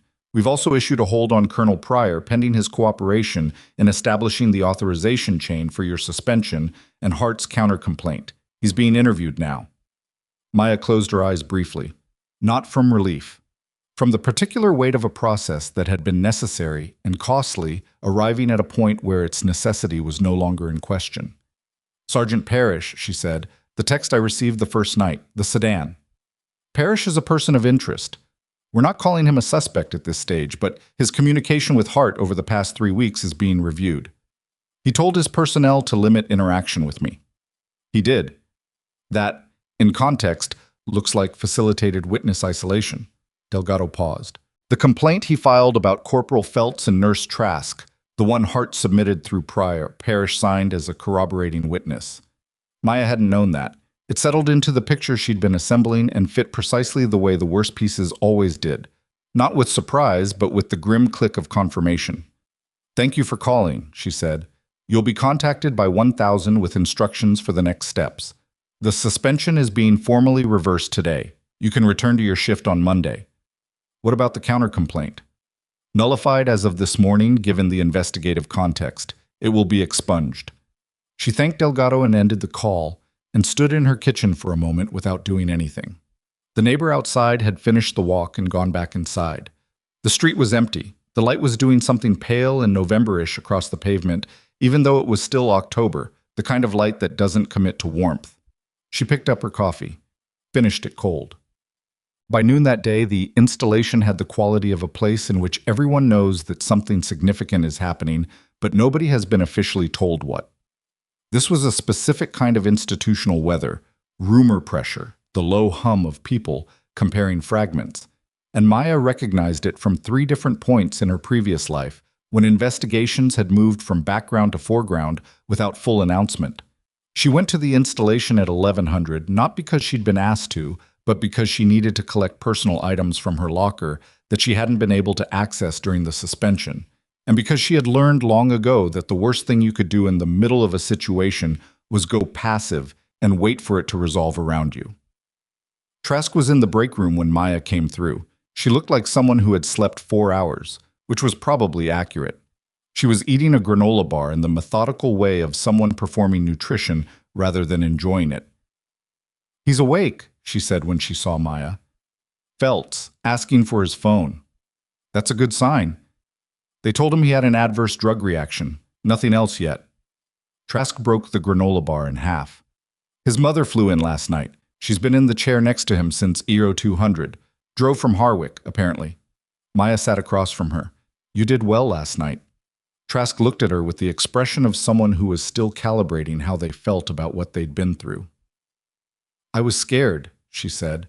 "I kept thinking, what if someone comes and tells me I have to move and I have to say no to a superior officer, and I'm wrong about all of this?" "You weren't wrong. I know, now." She ate the other half of the granola bar. "Ben was told me this morning that my instinct to protect the chart may have been what prevented the evidence from being altered. She said that more formally than I just said it, but that's what it meant." "She's right." Trask was quiet for a moment. "Harte, people are saying he's gone, that it's..." She stopped. "Is it as bad as it sounds?" "Yes." "He was good at his job," Trask said. And then, in the voice of someone working through something in real time, "Is that a strange thing to say?" "No, people are complicated that way." Trask nodded slowly. "What happens to the patients whose care he managed? Long-term follow-ups, ongoing cases?" "That'll be restructured. It won't be clean, but it'll happen." Maya looked at her. "That's a good question to be asking. That's the question that needs someone keeping track of it." "I'll keep track of it," Trask said, in a way that meant she already intended to. That was Trask. Not a dramatic person, not someone who performed heroism, just someone who noticed what needed doing and wrote it down. Maya's phone buzzed. She looked at it. The message was from a number she recognized as one of Stokes's aides. "General requests your presence at Form 400. Administration building, 3rd floor, formal." She showed it to no one, put her phone away, finished her coffee. Formal meant the 3rd floor conference room that wasn't used for ordinary meetings, the one with the seal on the wall and the chairs that were actually comfortable. Maya had never been in it. She had walked past its closed door approximately 300 times. She went home, changed into the cleanest professional clothes she owned, which were not remarkable but were pressed, and drove back to the installation at 1345. The room had people in it she had not expected. General Stokes was there, as was Birch, Delgado, and the 2 CID agents from the previous afternoon. Reyes was in the corner with his blazer and his precise sentences. But there were also 3 people she didn't know. one in a suit that said federal agency to anyone who could read that language, and two in Army uniform at senior officer rank, one of whom had a chest full of decorations that represented a career's worth of classified things. And Colonel Hartfield. He was sitting at the end of the table with the expression of a man who has spent the last 72 hours learning exactly what he did not know was happening under his command and is trying to figure out what that makes him. Maya took the seat she was directed to, across from Hartfield and two removed from Stokes. Stokes opened without preamble. Captain Harte was located at 0930 this morning at a bus depot in Marston, 40 miles south of the installation. He was taken into custody by CID at 0947 without incident. He looked around the table. He will be charged under Article 128B, Article 134, and a minimum of 7 counts related to controlled substance falsification and patient endangerment. The U.S. Attorney's Office has been notified and is evaluating additional charges under federal pharmaceutical fraud statutes. The room absorbed this. Staff Sergeant Vincent Parrish, Stokes continued, is being separated from service pending the outcome of the investigation into his role in witness interference and the coordinated communication restriction directed at Ms. Voss. A formal hearing has been scheduled. He looked at Hartfield.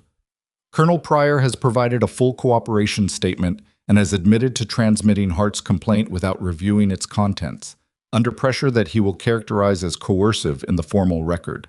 His cooperation is being weighed against his failure of oversight, and that determination is ongoing. Hartfield said, "I want to formally state for the record." "You'll have that opportunity, Colonel," Stokes said without particular edge. "This isn't that meeting." Hartfield closed his mouth. Stokes turned to Maya. "The inquiry you initiated with your complaint filing has resulted in a formal investigation that now encompasses controlled substance falsification, patient endangerment, professional misconduct, systemic personnel retaliation, and witness interference. 7 personnel are currently under investigative hold or active charge. The 3 previously filed complaints that were suppressed or misdirected have been reopened and are being treated as part of the same pattern." He paused. "Not for effect, for accuracy. The work you did over 3 years to document your experience and your decision to file that complaint despite the professional risk is the foundation on which this investigation was built. I want that said in this room, clearly and on record." Maya looked at the table for a moment. She hadn't wanted to be looked at while he said it, but she couldn't avoid it entirely, so she took it and sat still. "Thank you," she said, which was not enough, and was also exactly enough. "There's a secondary matter," Stokes said. He nodded at the federal suit, who opened a folder. "Ms. Voss," the suit said. He introduced himself now as Special Agent Donovan, DoD Office of the Inspector General. "The pharmaceutical discrepancy in this case has surfaced a secondary concern that we're asking for your awareness of. The controlled substance acquisition records at Fort Kellerman show purchasing volumes that are inconsistent with patient census data for the past 3 years. The discrepancy is not massive, but it is consistent. We believe the falsified administration logs were not only covering for unused medication, they were covering for medication that was being removed from inventory." Maya looked at him. "Diverted," she said. "We believe so. We're still building the chain. What we need from you is a formal review of any unusual interactions in the pharmacy unit you may have observed and not previously flagged, because at the time they may not have seemed significant." She thought about it. 3 years of working post-op and surgical recovery. 3 years of noticing things and writing them down, because she had learned in a previous life that you wrote things down. "There were 3 occasions where I was asked to witness a controlled substance disposal, and the quantities logged didn't match what I observed in the disposal receptacle," she said. "I noted it each time. I reported it once to the charge pharmacist and was told I had miscounted. I didn't file a formal report because I wasn't certain enough of the quantities to challenge a pharmacist's count in a written record." "Those dates are in your logs?" Donovan asked. 2 of them are. The third I'd need to estimate within a 2-week window." He made a note. "That is very helpful." The meeting ended at 16:10.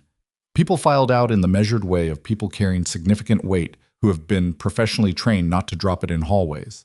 Stokes and Maya were the last 2 in the room again. She was beginning to think this was a pattern neither of them had designed, but both of them had accepted. "The diversion angle," she said. "How large?" "We don't know yet. Could be small. One person supplementing, opportunistic, could be organized. He gathered his materials. Harte may not be the only one charged. The pharmacy management chain. We're looking at it. He looked at her. I want you to know something. Lena Rafferty, the nurse who transferred and then left the service. We reached her this morning. Birch made the call. Maya didn't ask what she said. She waited.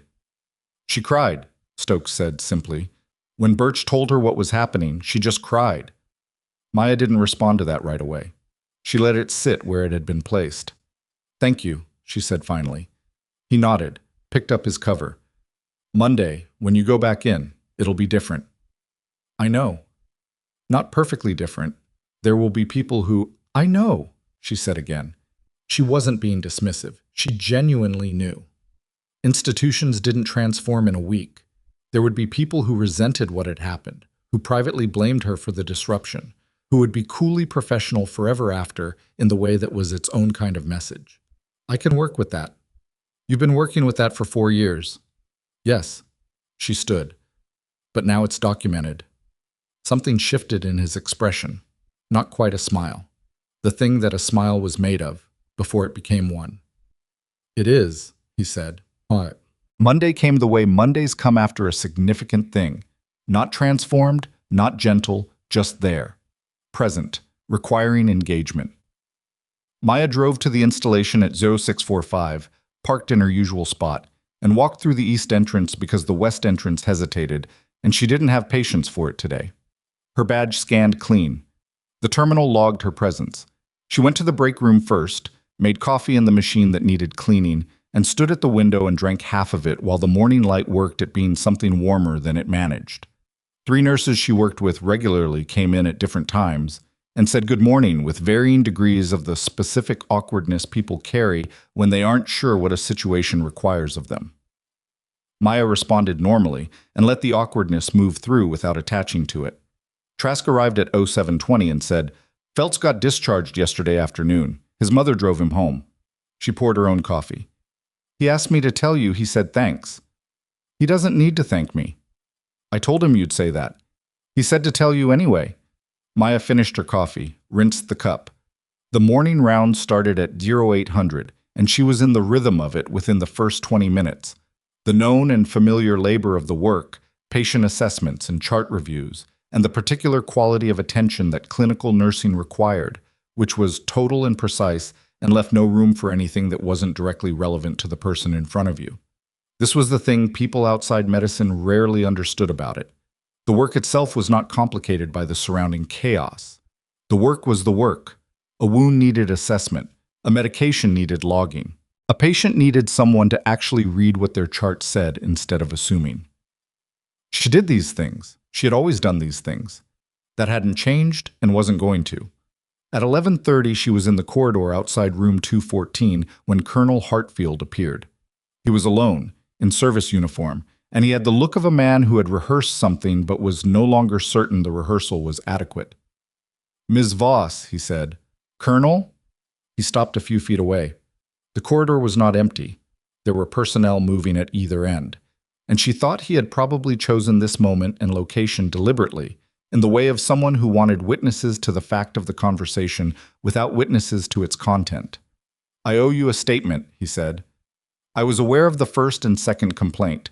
I was told both had been addressed. I did not verify that. That was a failure of my responsibility, and it allowed a situation to continue that I had the authority and the obligation to stop. He held her gaze with the specific difficulty of a man doing something that doesn't come naturally. I'm not asking you to accept that as sufficient. I'm stating it because it's accurate and because you're owed the accuracy. Maya looked at him for a moment. He was not a villain in this story. He was a man who had trusted process over verification and people over evidence, and had been wrong in ways that cost others, and was now standing in a corridor on a Monday morning trying to be better than what he'd been. That was not nothing. It was also not enough. Both things were true. I appreciate you saying it, she said. I need to get back to my patients. She turned back to room 214. He didn't say anything else. She heard him walk away. The formal hearing for Vincent Parrish took place 9 days later. Maya was not required to attend. She was at work. Harte's preliminary hearing was scheduled for 6 weeks out. Donovan's team had expanded the diversion investigation to include the pharmacy supervisor, a civilian contractor named Bowden, who had been managing Fort Kellerman's controlled substance acquisition for 4 years, and whose personal finances, when reviewed, told a very clear story that the pharmacy records had been designed to obscure. Bowden cooperated. That was the word Delgado used when she called Maya with the update, cooperated, which in investigative language meant he had chosen to reduce his own exposure by providing information about everyone else who was involved. He's giving us Harte's supplier connection, Delgado said. There's a distribution chain that goes outside the installation. We're looking at a 3-party operation minimum. Maya was in the parking garage when the call came, heading to her car after the end of shift. The concrete was cold and her jacket wasn't quite enough for it. How far does it go? We're still building it, but the Harte end of it, he wasn't the organizer. He was mid-chain. Someone above him in the distribution network identified him as a useful node because of his pharmacy access and his position. Someone inside the military? Outside, we think, but using institutional access as the infrastructure. A pause. I'm telling you because you're likely to be called as a witness when this goes to court, and the scope at that point will be larger than what you understood when you filed your complaint. Maya leaned against the concrete pillar next to her car. How much larger? Significantly, Delgado said, and then, in a slightly different register. You started something that was already there, Ms. Voss. You just made it visible. She sat with that for a moment in the cold of the parking garage. The nurses, she said. The 3 who filed before me. Are they being included in this? Formally included as affected parties in the investigation, yes. Their testimony will be part of the record. Lena Rafferty? We reached her last week. She's agreed to provide testimony. Another pause. She also asked me to pass something along to you. What? Delgado read it from something. Maya could hear the slight shift of someone reading rather than speaking from memory. She said, tell her she was right to stay. Tell her what she did mattered. Tell her I wish I'd known someone like her was still in there fighting. The parking garage was very quiet. Thank you, Maya said, for passing that along. She meant it entirely. 3 weeks after Harte's arrest, a package arrived at Fort Kellerman's hospital administration office addressed to Maya Voss. It had been through the standard security review and passed, and the return address was a military post office box in a state she had not been to in 8 years. Inside was a single photograph and a folded note. The photograph was from Operation Darrow Pass. She knew it immediately. The specific light, the terrain, the quality of images taken in that kind of environment. She was in it, though you wouldn't know it was her unless you knew. She was in profile, crouched over someone, hands occupied in the way that told the whole story. The 11 people she'd brought home that day were all in frame. The note said, "We heard. We've always known. Proud of you then. Proud of you now. Kovacs. Sergeant First Class Danny Kovacs." She hadn't spoken to him in 6 years. She hadn't known he'd been following anything. She hadn't known he'd been watching. She stood at the nurse's station with the photograph in her hand and the note in the other, and the morning moved around her.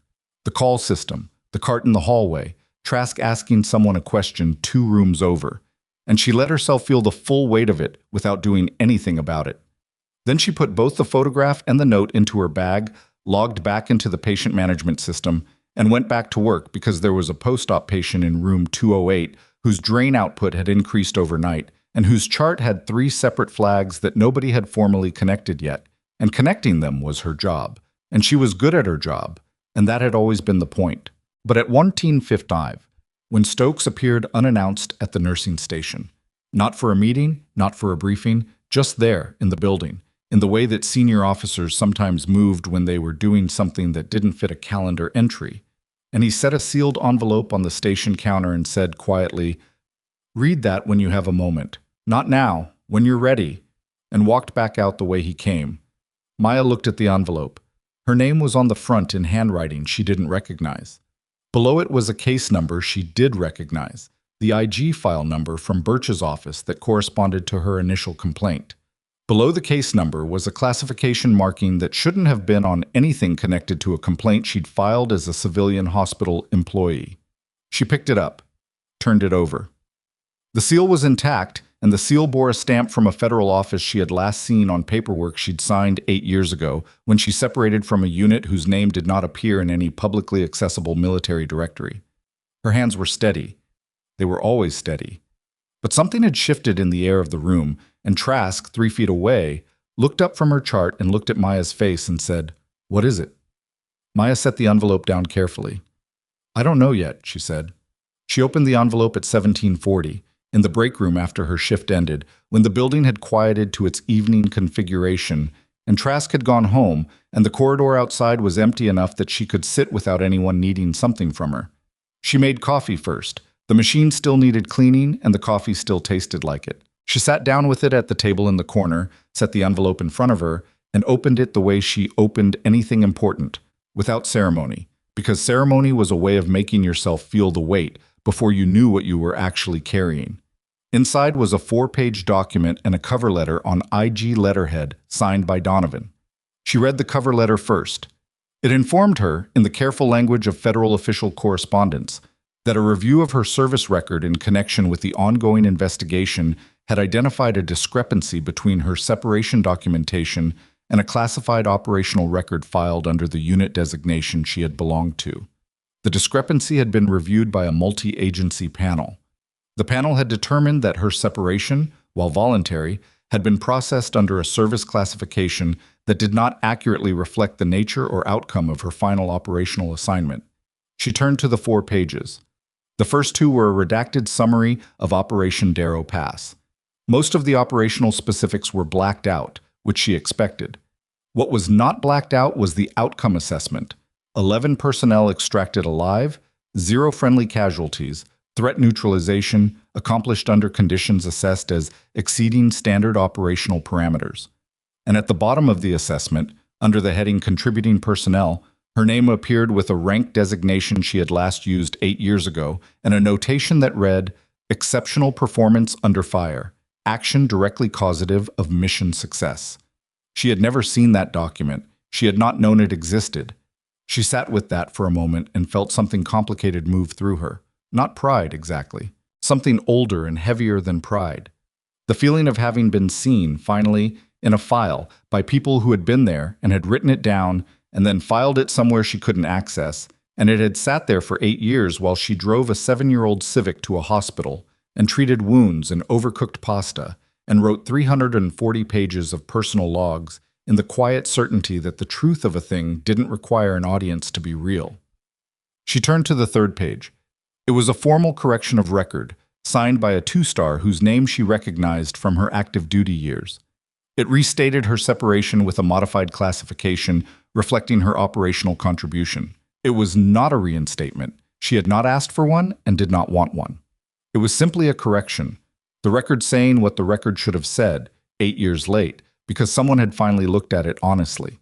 The 4th page was not official. It was handwritten on plain paper, no letterhead, no rank indicated, though she knew who had written it from the first sentence. Maya. The panel wanted to notify you formally, and I agreed that was right. What I'm adding here is not formal, and you are not obligated to respond to it or acknowledge it beyond what you're comfortable with. What you did on Darrow Pass should have been in your record from the day you separated. The fact that it wasn't was a failure of the system you served, and I am sorry for it. What you've done at Fort Kellerman these past weeks, the complaint, the logs, the testimony, all of it, was exactly the kind of work that the people Darrow Pass was about would have been proud of. You know who I mean. I wanted to make sure you knew that I know. Stokes. She read it twice, folded it back along its original creases, set it on top of the other pages, and slid everything back into the envelope. She drank her coffee. It had gone cold while she was reading, which was fine. She drank it cold. Outside the break room window. The installation was moving into its evening rhythm. The shift change traffic, the lights coming on in the administrative buildings, the particular quality of a military installation at dusk, which had its own texture completely unlike a civilian workplace at the same hour. She had worked here for 4 years. She planned to work here for more. She put the envelope in her bag, rinsed her cup, turned off the break room light, and went home. Harte's preliminary hearing took place on a Thursday in November, in a military courtroom at a neighboring installation, because Fort Kellerman's facilities were considered insufficiently independent given the scope of the investigation. Maya was present as a witness, not a plaintiff. The formal charges were the Army's to bring, not hers. And she sat in the witness preparation room for 40 minutes before being called, drinking water from a paper cup, and reviewing nothing because she had nothing left to review. She had told the truth consistently for 6 weeks. The truth didn't require rehearsal. The courtroom was smaller than she'd expected and more bureaucratic. The walls were government beige. The lighting was institutional. The military judge was a colonel named Vasquez, who had the bearing of someone who had presided over these proceedings many times and had no patience for theater in either direction. Harte was at the defense table in his service uniform. He looked like he had lost 12 pounds, which might have been accurate. He looked like a man who had spent 6 weeks understanding the difference between the version of himself he had performed and the version the records described. His attorney was a civilian, which told its own story about how he was approaching this. Maya took the stand and answered questions for 47 minutes. She was specific. She was accurate. She did not editorialize and she did not perform. When the defense attorney attempted to establish that her personal logs were motivated by professional grievance rather than accurate documentation, she responded that she had kept the logs because she had learned in her previous career that documentation was the difference between a claim and a fact, and that the logs had ultimately supported not just her own complaint, but a federal investigation into controlled substance diversion that had nothing to do with her personal grievance against anyone. The defense attorney moved to a different line of questioning. When she stepped down, Stokes was in the gallery. He had not been there when she took the stand. He was there when she finished. He caught her eye across the room and nodded once, the particular nod of someone acknowledging something that didn't require elaboration. She nodded back and walked out. The full scope of the diversion operation became public 6 weeks after that, when the U.S. Attorney's Office filed charges that extended well beyond Harte and Bowden to include a civilian pharmaceutical distributor in another state and 2 additional military personnel at separate installations. The network had been running for 4 years. The total estimated value of diverted controlled substances was substantial enough to move the case from a personnel matter to a federal organized crime referral. Harte faced 11 charges. Bowden cooperated fully and received a reduced agreement that still included significant prison time and permanent disqualification from any federal healthcare-adjacent employment. The pharmaceutical distributor hired a team of lawyers and would be fighting it for years. Parrish was separated from service under other than honorable conditions, following a hearing at which 2 additional service members testified that he had used his rank to discourage them from speaking to investigators. He did not challenge the separation. He left the installation on a Wednesday morning in December, and the people who saw him go described him as looking like a man who finally understood something he had spent a long time refusing to think about. Colonel Pryor received a formal letter of reprimand and a mandatory retirement with a reduction in benefits. He accepted it without appeal.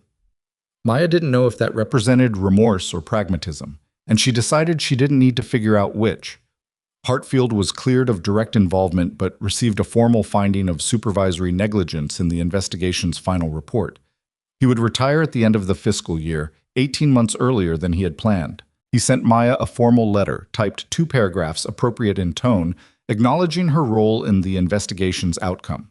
She read it, appreciated the effort it represented, and filed it. The investigation's formal conclusion came in a written summary released to involved parties in mid-December. Maya read it in the same break room where she'd read Stokes's letter, again with bad coffee, again at the end of a shift. The summary was thorough and clinical and said everything that needed to be said without sentiment, which was exactly what a document like that should do. What it couldn't say, what no official document was designed to hold, was what it had actually cost to get there. She thought about the 8 months Lena Rafferty had spent watching a process go nowhere.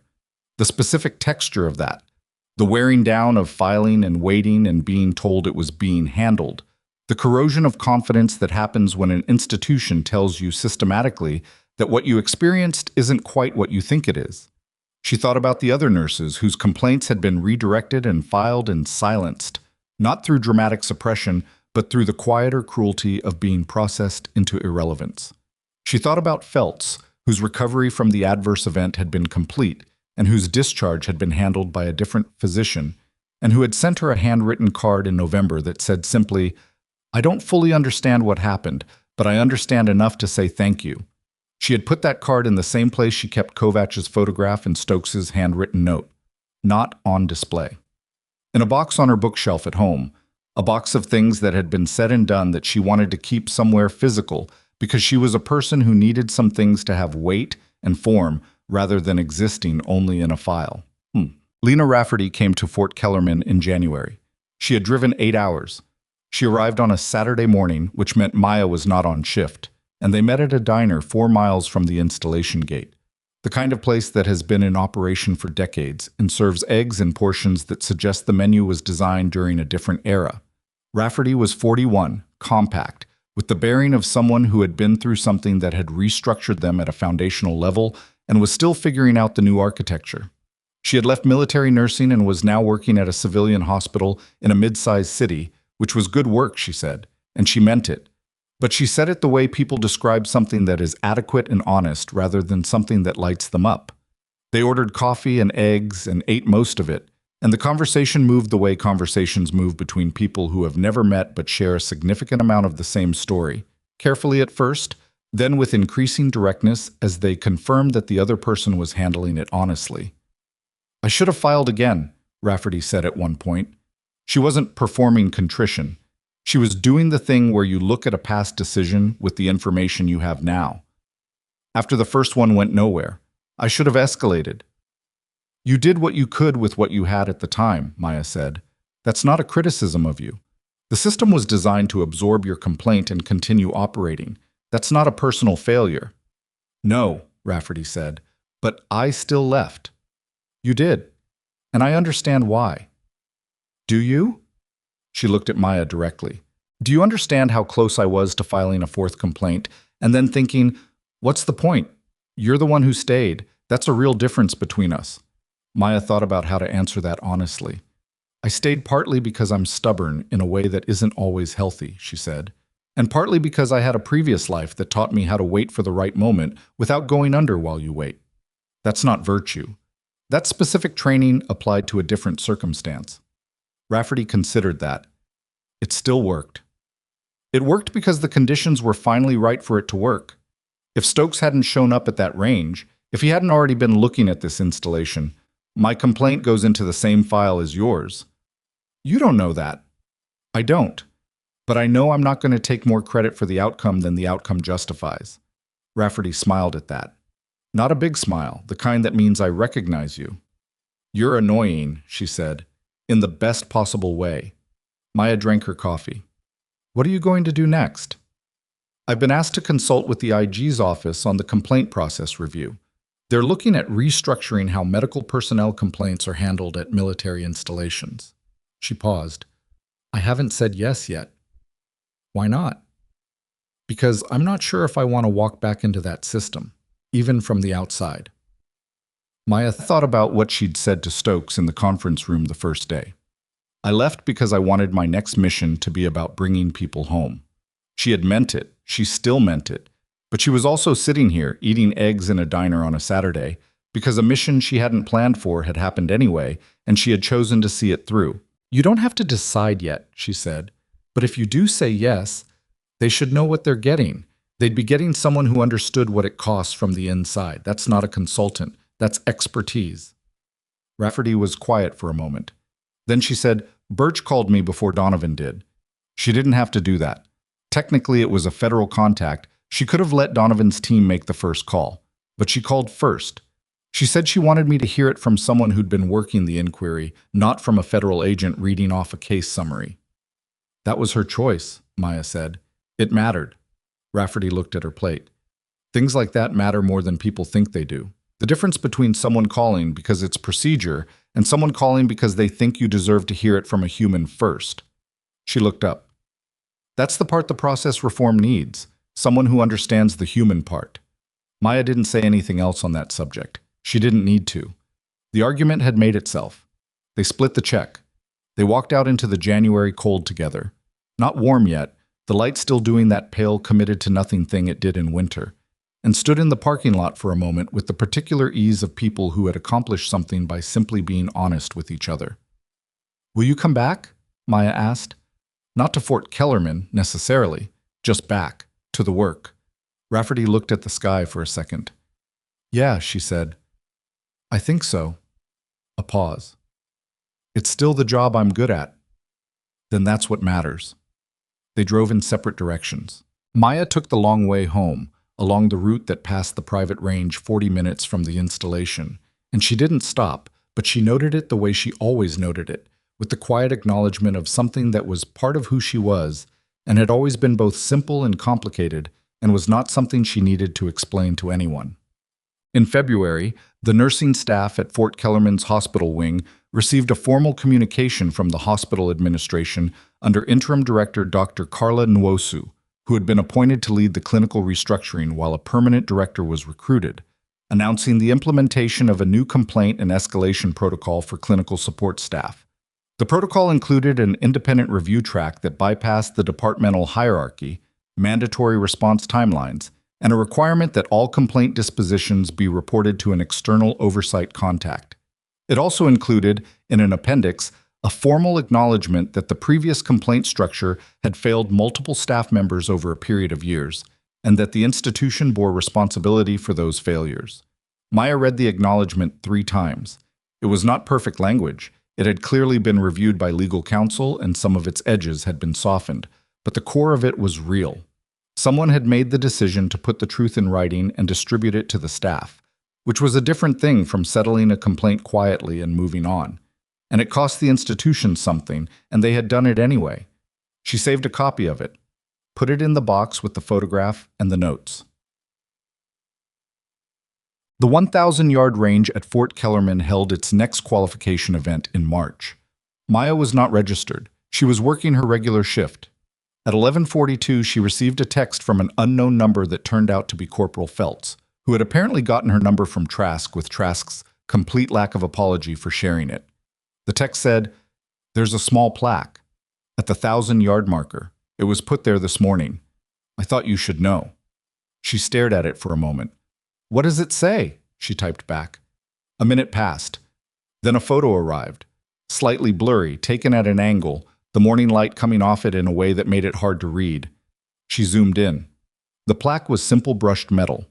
It read, "This range was improved in 2024 through the contributions of personnel who demonstrated that precision, integrity, and accountability are not separate skills. They belong to the same person. No names. No specifics." She looked at it for a long time. Then she put her phone in her pocket, picked up the chart for her 11:45 patient in room 211, a 40-year-old supply sergeant recovering from an appendectomy who had been asking increasingly specific questions about when he could eat solid food, and walked down the hall to answer them. In April, she was offered a position on the IG's nursing consultation panel that Rafferty had helped establish. The offer came from Birch directly, in a phone call rather than an email, which was Birch's way of signaling that this was something she considered worth the personal contact. It would require quarterly site visits and written reviews of complaint processing at 3 installations, Birch said. It would not require you to leave Fort Kellerman. It would add approximately 8 days a year to your professional obligations. "I don't have experience in process review," Maya said. "You have 4 years of documented experience in what the process fails to catch," Birch said. "That's not the same thing, but it's the thing we actually need." Maya thought about Rafferty in the parking lot, saying it's still the job I'm good at. She thought about the unsigned plaque and the complaint protocol appendment and the nurse she'd been for 4 years and the soldier she'd been before that, and the woman she was now who contained both without them canceling each other out. "I'll do it," she said. "Good," Birch said. She didn't add anything celebratory, which was exactly right. "I'll send the paperwork." She told Trask that evening. They were doing the end-of-shift inventory in the medication room, which was not a glamorous setting for significant news, but most significant things happened in settings that weren't designed for them. 8 days a year, Trask said. "That's manageable." "That's what I thought." Trask counted a tray, made a note. "You're going to be insufferable about documentation now." "I was already insufferable about documentation. More insufferable." "Probably," Maya agreed. Trask made another note, set down her pen. "I'm proud of you. I've never said that directly. I'm saying it now." Maya looked at her. "Thank you. I mean that." "I know you do." Trask picked her pen back up.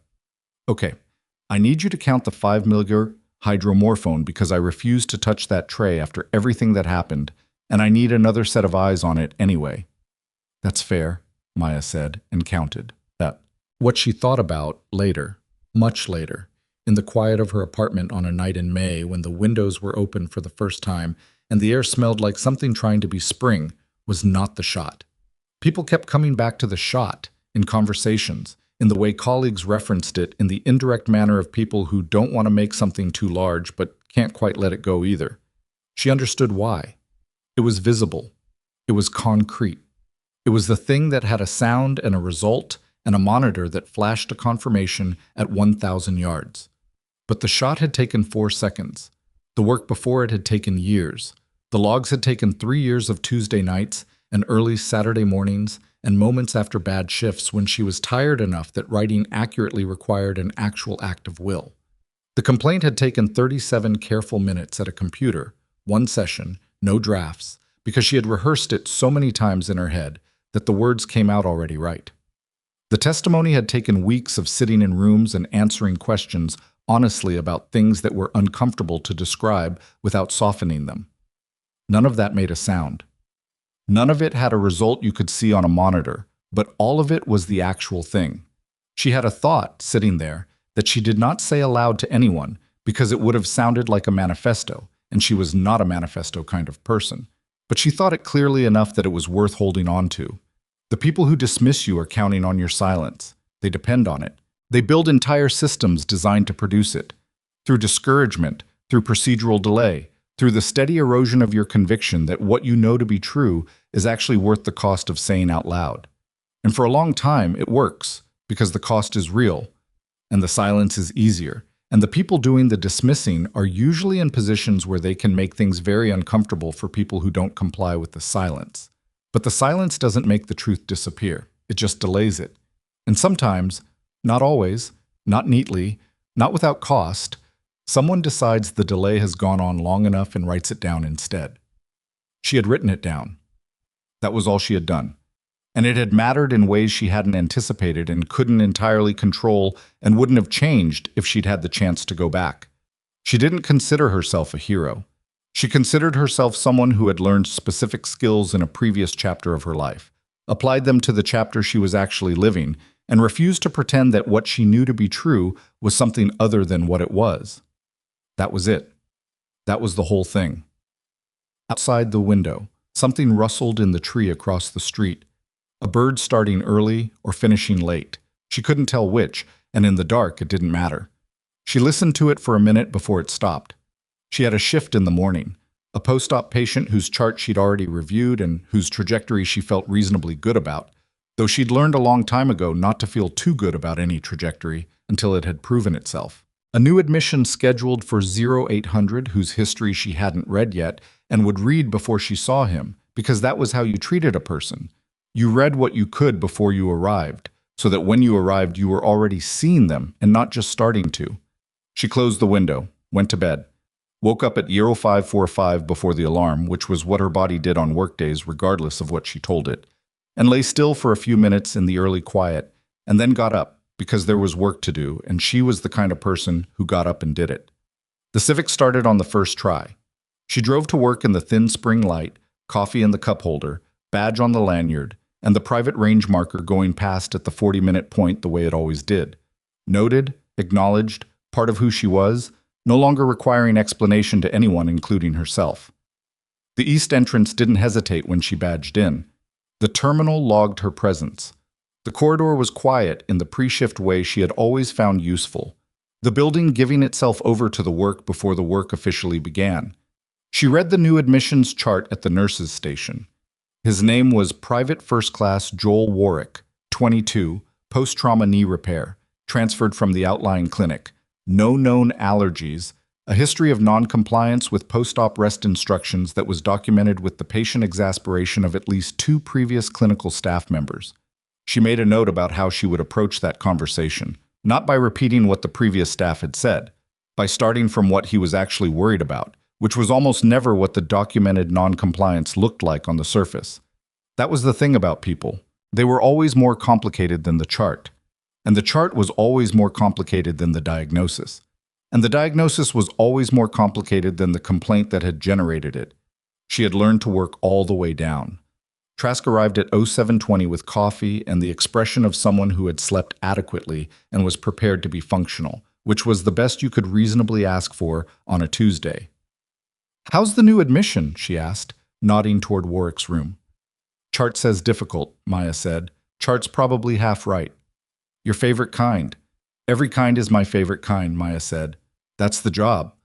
She picked up the chart and walked down the hall to room 208 and knocked twice before entering, the way she always did, because the room belonged to the patient and she was a visitor with clinical purpose, and that distinction was worth the 2 seconds it took to acknowledge it. The morning came in through the window. Warwick was awake, looking at the ceiling with the specific expression of a 22-year-old who has been told to stay in bed and has not yet accepted this as his reality. "Private Warwick," Maya said, pulling the chair to a position where he wouldn't have to angle his neck to look at her. "I'm Maya Voss. I'll be your nurse this shift. Before I run through your chart, tell me what's the thing nobody's explained to you yet that you most want to know." He looked at her, blinked. "Seriously?" "Seriously."